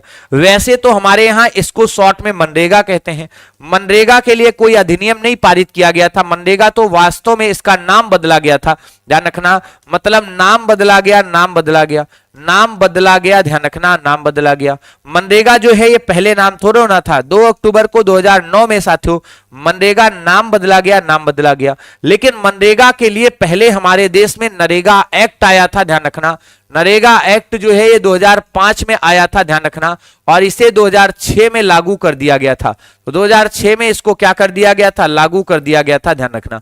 अब सवाल पूछेगा बताइए महात्मा गांधी राष्ट्रीय रोजगार गारंटी अधिनियम पारित कब किया गया, तो इसे 2005 में ही आप लगाएंगे, इसका मतलब समझ लीजिए, नहीं तो आप हमेशा कंफ्यूज रहेंगे, क्योंकि मनरेगा नाम से कोई एक्ट नहीं आया था। गांधी जयंती के दिन इसमें महात्मा गांधी शब्द जोड़कर साथियों राष्ट्रीय रोजगार गारंटी अधिनियम बना दिया गया। इसमें 100 दिन का रोजगार देने की गारंटी दी जाती है, ध्यान रखना, आप सभी लोग याद रखिएगा। प्रधानमंत्री के त्यागपत्र या मृत्यु की स्थिति में क्या होगा? यदि प्रधानमंत्री नहीं तो कोई नहीं, याद रखना। मतलब मंत्रालय को भंग कर दिया जाता है और फिर से साथियों नई एक तरीके से क्या होती है भैया, ध्यान रखना, नए पीएम होते हैं, नए पीएम होती है और नए उनकी मंत्रिपरिषद होती है। प्रधानमंत्री की सलाह पर मंत्रिपरिषद का चुनाव किया जाता है, यह आप सभी लोगों को याद रखना है। अगला सवाल देखिए, हड़प्पा के लोगों की जीवन की सामाजिक पद्धति कैसी थी? जो लोग एप्लीकेशन पर पढ़ के आए हो ना, अगर आपने उत्तर गलत कर दिया, सच में कह रहा हूं, फिर पढ़ना ही बेकार हो गया। हड़प्पा सभ्यता, हड़प्पा सभ्यता के लोग स्त्री पुरुष समानता में विश्वास करते थे, ना तो किसी को, साथियों ध्यान रखना, अधिक अधिकार थे, ना तो किसी को कम, ये दोनों समान अधिकार रखते थे, समान। कुछ जगहों पे तो महिलाओं को अधिक अधिकार थे। वैसे ये सभ्यता मात्र सत्तात्मक थी, मतलब महिलाओं का शासन चलता था, लेकिन समान अधिकार पुरुषों की तरह थे। तो यहां पर उचित समतावादी समाज रहा करता था। हड़प्पा सभ्यता नगरीय सभ्यता थी, यह भी आप याद रखना। कैसी सभ्यता थी? गुरु जी पढ़ा है, नगरीय सभ्यता थी। क्लियर है? अगला सवाल देखिए, बताइए निदेशक सिद्धांत इनमें से क्या है? जो डीपीएसपी है, फटाफट बताइए।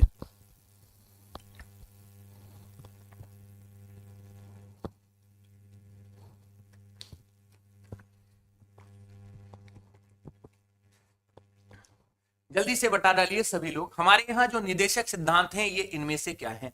तो हमारे यहाँ जो निदेशक सिद्धांत है साथियों, ध्यान रखना, ये साथियों क्या है? तो ये निदेशक सिद्धांत जो है ये हमारे भारत में, साथियों ध्यान रखिएगा आप सभी लोग, भैया ये आर्टिकल 36 से लेकर आर्टिकल 51 के बीच में आते हैं और ये हमारे यहाँ गैर न्यायिक है। अर्थात इसका मतलब क्या है? इसका मतलब अनुच्छेद 37 आप पढ़िए, उसमें कहा गया है कि इनके लिए आप कोर्ट नहीं जा सकते। ध्यान रखना, कोर्ट नहीं जा सकते, कोर्ट नहीं भाई साहब, ध्यान रखना। इसका मतलब है ये एक तरीके से आपको आपकी इच्छा के अनुसार दिए जाएंगे, राज्य की इच्छा के अनुसार दिए जाएंगे, आप इन्हें जबरदस्ती प्राप्त नहीं कर सकते। साथियों हमारे भारतीय संविधान के भाग 4 में इन्हें दिया गया है, ये आप सभी लोग नोट करना। बताइए राष्ट्रीय योजना समिति, इसकी स्थापना हमारे भारत में 1938 में 1938 में की गई थी। इसकी स्थापना सुभाष चंद्र बोस ने साथियों की थी। बताइए सुभाष चंद्र बोस ने इसकी स्थापना किस लिए की थी? क्योंकि हमारे देश में राष्ट्रीय योजना बनाई जाए, नेशनल प्लानिंग कमेटी बनाई जाए। इसमें सहयोग जो है वो जवाहरलाल नेहरू का खूब लिया गया था, ये आप सभी लोग याद रखिएगा। तो यहां पर साथियों सुभाष चंद्र बोस को आप याद रखना। बाकी 1938 में आप जानते हैं सुभाष चंद्र बोस कांग्रेस के अध्यक्ष भी बन गए थे, तो कांग्रेस अध्यक्ष के रूप में हम इनको पढ़ते हैं। सुभाष चंद्र बोस कांग्रेस के अध्यक्ष कब बनाए गए थे? 28 में बनाए गए थे। ये अधिवेशन जो है हरिपुरा गुजरात में आयोजित किया गया था, तो गुजरात वाला अधिवेशन था, आप याद रखना। क्लियर है? अगले सवाल पे चलिए, फटाफट से बताइए, हमारे यहाँ मंत्रिपरिषद के सदस्यों को राष्ट्रपति द्वारा बर्खास्त किया जा सकता है प्रधानमंत्री की सिफारिश पर। ध्यान रखना, हमेशा बर्खास्त किया जाएगा या साथियों नियुक्त किया जाएगा। नियुक्त भी किया जाएगा तो पीएम की सिफारिश पर, ध्यान रखना, प्रधानमंत्री की सिफारिश पर ही साथियों नियुक्त भी किया जाता है और बर्खास्त भी। तो ये आप सभी लोग याद रखना। बताइए 79 नंबर, भारतीय संविधान में कितने मौलिक कर्तव्यों का उल्लेख किया गया है? हमारे यहाँ मौलिक कर्तव्यों की संख्या जो है वो 11 है, आप सभी लोग याद रखिएगा। बच्चा कह रहा वाइस की समस्या है। भाई साहब क्या वाइस की समस्या है क्या? कुछ लोग जो होते हैं ना वो जबरदस्ती वायरस की तरह एक तरीके से आपको परेशान करने की कोशिश करते हैं ना। बिल्कुल एकदम शानदार सी वाइस आ रही है, फिर भी एक तरीके से जबरदस्त तरीके से कहा जा रहा है भाई वाइस की समस्या है, वाइस की समस्या। तुमको लग रहा है कहीं से वाइस की समस्या है? मुझे तो नहीं लग रहा वाइस की कोई भी समस्या है क्या वाइस की समस्या? गुरुजी 1% वाइस की समस्या नहीं है ना? बढ़िया आ रही है ना वाइस? 101% चिकनी आवाज आ रही है, एकदम क्लियर आवाज आ रही है। ये जो बच्चा है ना, इसको कसम से पढ़ने लिखने मन नहीं लग रहा, इसको लग रहा है कि भाई साहब चलो यहां से किसी भी तरीके से भाग लो, है ना। माइक और पास कर लिया जाए, लो भाई कर लिया वाइस माइक को पास में, है ना। वाइस बिल्कुल क्लियर है और आप सभी लोगों को कहां से हम वाइस इससे एक तरीके से, चलिए आ जाइए जल्दी से फटाफट।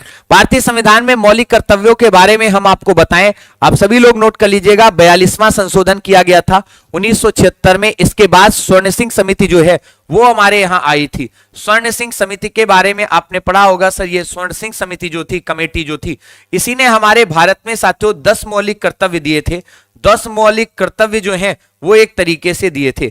इसके बाद आगे चल करके हमारे भारत में 11वां मौलिक कर्तव्य जो है वो तब लागू किया गया शिक्षा के अधिकार के रूप में, जब हमारे भारत में 86वां संविधान संशोधन 2002 में शिक्षा के अधिकार से जुड़ा हुआ पारित कर दिया गया। तो 11 मौलिक कर्तव्य हैं।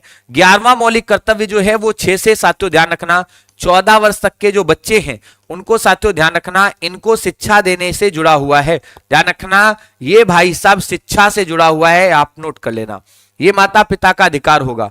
80 नंबर, यद्यपि मंत्रिपरिषद सामूहिक रूप से लोकसभा के प्रति उत्तरदायी होती है, लेकिन व्यक्तिगत तौर पर मंत्री संवैधानिक रूप से इनमें से किसके प्रति, तो राष्ट्रपति के प्रति जिम्मेदार होंगे। ध्यान रखना किसके प्रति, संवैधानिक तौर पर देखोगे तो राष्ट्रपति के प्रति जिम्मेदार होंगे, क्योंकि राष्ट्रपति ही उन्हें नियुक्त करता है और राष्ट्रपति साथियों ध्यान रखना बर्खास्त करता है, क्योंकि नियुक्त और बर्खास्त कौन करता है, तो राष्ट्रपति करता है। ध्यान रखना भले वो सलाह प्रधानमंत्री से लेता है, लेकिन भाई साहब ध्यान रखना करता वो स्वयं है। ये आप नोट कर लीजिएगा, तो हमेशा उत्तर आपका हो जाएगा कौन सा, ए ऑप्शन।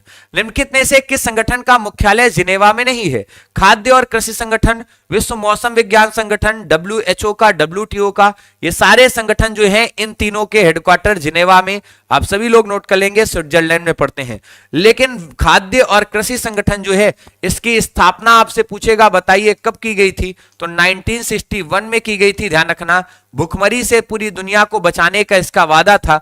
हेडक्वार्टर जो है ये इसका रोम में बनाया गया है, जो कि इटली की साथियों ध्यान रखना क्या है, राजधानी है। तो इसका हेडक्वार्टर इटली में पड़ता है, रोम में है, बाकी सबका हेडक्वार्टर जिनेवा में है। खत्म करो, अगला सवाल देखो। 82 नंबर, बताइए निम्नलिखित में से कौन नीति आयोग से जुड़ा हुआ है? नीति आयोग से जुड़े हुए अमर्त्य सेन के समय तो ये बना ही नहीं है। अमर्त्य सेन 1998 में आप जानते हैं नोबेल पुरस्कार अर्थशास्त्र में पाते हैं। याद रखना ये अर्थशास्त्र में कल्याणकारी अर्थशास्त्र के बारे में आपको बताते हैं, इसीलिए इनको मिला था। पी चिदंबरम वित्त मंत्री थे। कौशिक बसु साथियों कतई नहीं। राजीव कुमार जो हैं ये हमारे यहाँ नीति आयोग के साथियों दूसरे अध्यक्ष बने थे। तो नीति आयोग, माफी चाहूंगा, उपाध्यक्ष। नीति आयोग के क्या रह चुके हैं, उपाध्यक्ष रह चुके हैं, उपाध्यक्ष। ये उपाध्यक्ष रहे थे सेकंड नंबर के, ध्यान रखना, लेकिन पद को बीच में छोड़कर भाग गए थे। नीति आयोग का साथियों अगर आपसे कोई पूछे बताइए पहला उपाध्यक्ष किसे बनाया गया था, तो पहला उपाध्यक्ष जो बनाया गया था वो किसे बनाया गया था, तो वो बनाया गया था हमारे यहाँ साथियों, याद रखना सभी लोगों को बताया भी है भैया, अरविंद पनगड़िया को, जो अभी वर्तमान में कौन है, अरविंद पनगड़िया जो हैं ये हमारे यहाँ वर्तमान में वित्त आयोग के अध्यक्ष हैं। तो इनको पहला उपाध्यक्ष बनाया गया था, लेकिन इन्होंने 2018 में अपना पद छोड़ दिया था। वर्तमान में सुमन कुमार बेरी हैं, ध्यान रखना। ब्रिटिश संसद का सदस्य बनने वाले हमारे भारत के 1892 से लेकर 1895 तक पहले व्यक्ति जो है वो दादा भाई नौरोजी जी रहे हैं। आप सभी लोग याद रखना ये हमारे भारत में गणित के पहले प्रोफेसर भी रहे हैं, तो इनके बारे में आप नोट कर लेना। बताइए निम्नलिखित में से कौन सा विश्व का सबसे बड़ा पुष्प कहा जाता है? विश्व का सबसे बड़ा पुष्प जिसकी साथियों कुल वजन लगभग 10 केजी के करीब करीब है। इसका साथियों व्यास अगर डायमीटर देखें, यानी ये ऐसे साथियों ध्यान रखना, तो लगभग 1 मीटर इसका डायमीटर है। ध्यान रखना, याद रखिएगा, इसको रेफ्लेक्सिया के नाम से हम जानते हैं। खासकर ये पौधा जो है वो साथियों ध्यान रखना जापान, वियतनाम, इन देशों में साथियों विशेष तौर पर मिलता है, ये अपने भारत में नहीं पाया जाता।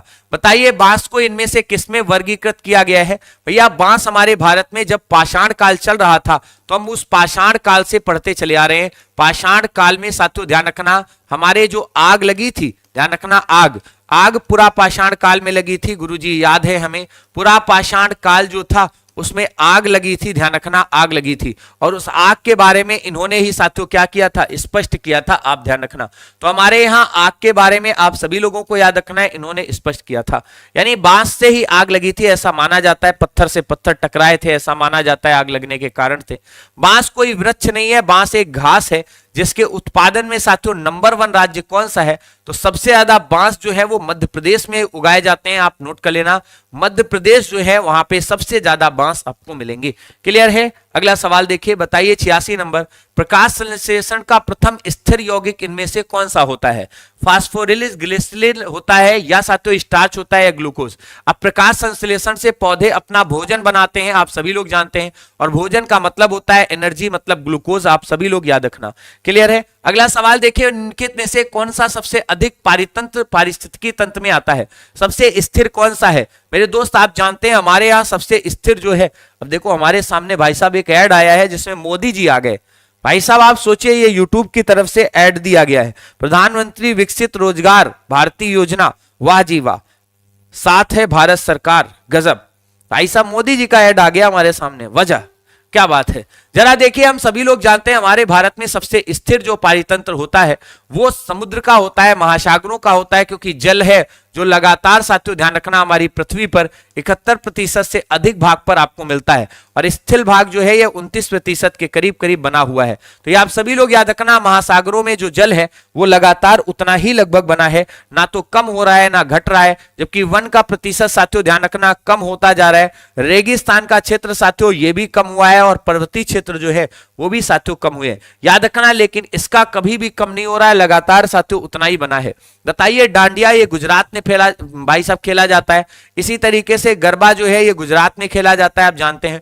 असम में बिहू महोत्सव मनाया जाता है, अब इससे ज्यादा आप सभी लोगों को नहीं लगाना है। डांडिया में भाई साहब वो 2 डंडियां होती हैं जिनसे लकड़ियों से लकड़ियां लड़ाते हैं, है ना। हमारे यहाँ भाई साहब ऐसा उत्तर प्रदेश में नहीं खेलते, गुल्ली डंडा खेलते थे। महाराष्ट्र की कौन सी भाषा गंभीर रूप से लुप्त होने की साथियों एक तरीके से कगार पर है, तो वो भाषा है भाई साहब दिमाशा। वैसे दिमाशा भाषा जो है ये अरुणाचल प्रदेश, इसके बाद नागालैंड, इन राज्यों में विशेष तौर पर बोली जाती है। तो नागालैंड और अरुणाचल प्रदेश में साथियों अब क्या हो गई भाई साहब, ध्यान रखना, विशेष तौर पर ये बोली जा रही है, लेकिन याद रखना यहां से साथियों क्या हो रही है, विलुप्त हो रही है। जबकि महाराष्ट्र राज्य की अगर आपसे कोई पूछे बताइए प्रमुख भाषा कौन सी है, तो प्रमुख भाषा मेरे दोस्त मराठी है, आप सभी लोग याद रखना मराठी है, ध्यान रखना।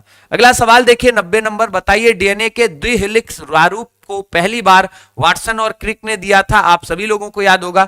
ये द्विहेलिक्स साथियों याद रखना द्विआधारी संरचना कही जाती है, आप सभी लोगों को याद रखना है, मतलब दोहरी संरचना इसी को कहते हैं।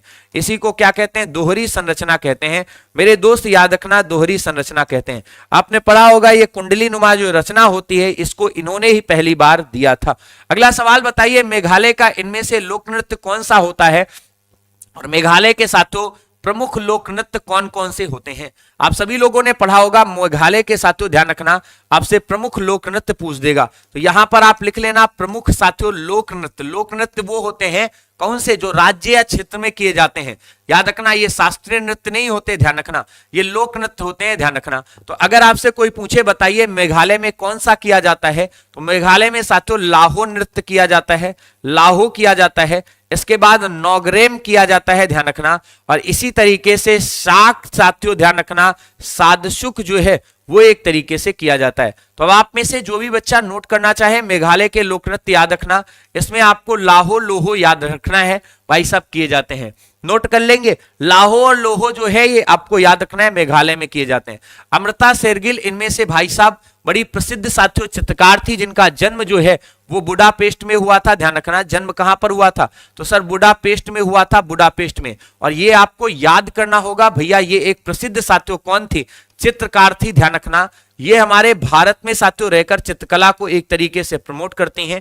हमारे भारत में चित्रकला का यदि आपसे स्वर्णकाल पूछ ले तो चित्रकला का स्वर्णयुग जो है, चित्रकला का जो स्वर्णयुग है, स्वर्णयुग है, ये मेरे दोस्त याद करना हमारे भारत में किसका शासनकाल कहा जाता है, तो चित्रकला का स्वर्णयुग जो है वो जहांगीर का शासनकाल कहा जाता है। जहांगीर के समय प्रसिद्ध चित्रकारों में से अब्दुल समद जैसे रहते थे। हाल ही में बताइए कवर्ट साथियों विवाह उत्सव, आप सभी लोग जानते हैं जैसे लावन विवाह पद्धति जो है ये पंजाब में की जाती है। लावन भाई साहब कहां पर, तो पंजाब में की जाती है, ध्यान रखना, पंजाब में विवाह पद्धति आप ध्यान रखना। इसी तरीके से कवट विवाह पद्धति जो है ये मेरे दोस्त याद रखना असम में की जाती है। असम में, असम में आप जानते हैं बिहू महोत्सव भी मनाते हैं। असम में हमें साथियों माजुली द्वीप भी मिलता है। माजुली द्वीप कहां पर है, असम में ही है, ये याद रखना। ये ब्रह्मपुत्र नदी पर बना विश्व का सबसे बड़ा नदी द्वीप है, ध्यान रखना। इसी तरीके से काजीरंगा राष्ट्रीय उद्यान हमें कहां पर मिलता है, काजीरंगा जो है ये असम में मिलता है, जहां पर एक सिंग वाले गैंडा जो है वो पाए जाते हैं, ध्यान रखना। अगला सवाल देखिए, हाल ही में भारतीय तीरंदाज ज्योति सुरेखा वेनम ने चीन के नानजिंग में आयोजित तीरंदाजी विश्व कप में, मेरे दोस्त ध्यान रखना, जब भी तीरंदाजी का नाम आ जाए याद रखना, जैसे अभी हमारे यहाँ मनु भास्कर ने भासी ध्यान रखना कांस्य पदक जीते हैं, वैसे इन्होंने भी साथियों ध्यान रखना कांस्य पदक ही जीता है, ये आप सभी लोग नोट कर लेना। तो ज्योति सुरेखा जो है इन्होंने साथियों कौन सा पदक जीता है, तो ज्योति ने साथियों ध्यान रखना कांस्य पदक जीता है, ये आप सभी लोगों को याद रखना चाहिए। अगला सवाल देखिए 95 नंबर, हाल ही में देश के लड़ाकू विमान तेजस MK-1A ने कहां अपनी पहली आधिकारिक उड़ान भरी है। जब हम तेजस की बात करते हैं तो याद रखना तेजस हमारा युद्धक लड़ाकू विमान है। पहले इसकी पूरी पहचान करिए, ये युद्धक लड़ाकू विमान है, युद्ध इत्यादि में साथियों ध्यान रखना ये काम आता है, ध्यान रखना लड़ाकू विमान है। और इसने साथियों ध्यान रखना अभी हाल ही में कहां पर अपनी आधिकारिक उड़ान भरी है, तो ये नासिक में साथियों उड़ान भरी है। नासिक जो है ये गोदावरी नदी के तट पर बसा है, ध्यान रखना गोदावरी के तट पर है, जो दक्षिण की सबसे साथियों ध्यान रखना एक तरीके से लंबी नदी कही जाती है। 1465 किलोमीटर लंबी है, आप सभी लोग नोट कर लेंगे। अगला सवाल देखिए 96 नंबर, हाल ही में 11वां साथियों 11वां भारत अंतर्राष्ट्रीय विज्ञान महोत्सव कहां पर आयोजित किया गया है? जल्दी से बताइए हाल ही में कहां पर आयोजित किया गया है? देखो विज्ञान महोत्सव जो है ये कोलकाता, मुंबई, चंडीगढ़, हैदराबाद, इसका आयोजन जो है वैसे हरियाणा में किया गया था, लेकिन हरियाणा साथियों दिया नहीं है तो आप चंडीगढ़ को लगा सकते हैं। साथियों ध्यान रखना अगर आपसे कोई पूछे कहां पर किया गया, चंडीगढ़ में किया गया था। ये आयोजन जो है ये साथियों हमारे भारत में जो विज्ञान मंत्रालय है ध्यान रखना उसी के द्वारा किया गया है।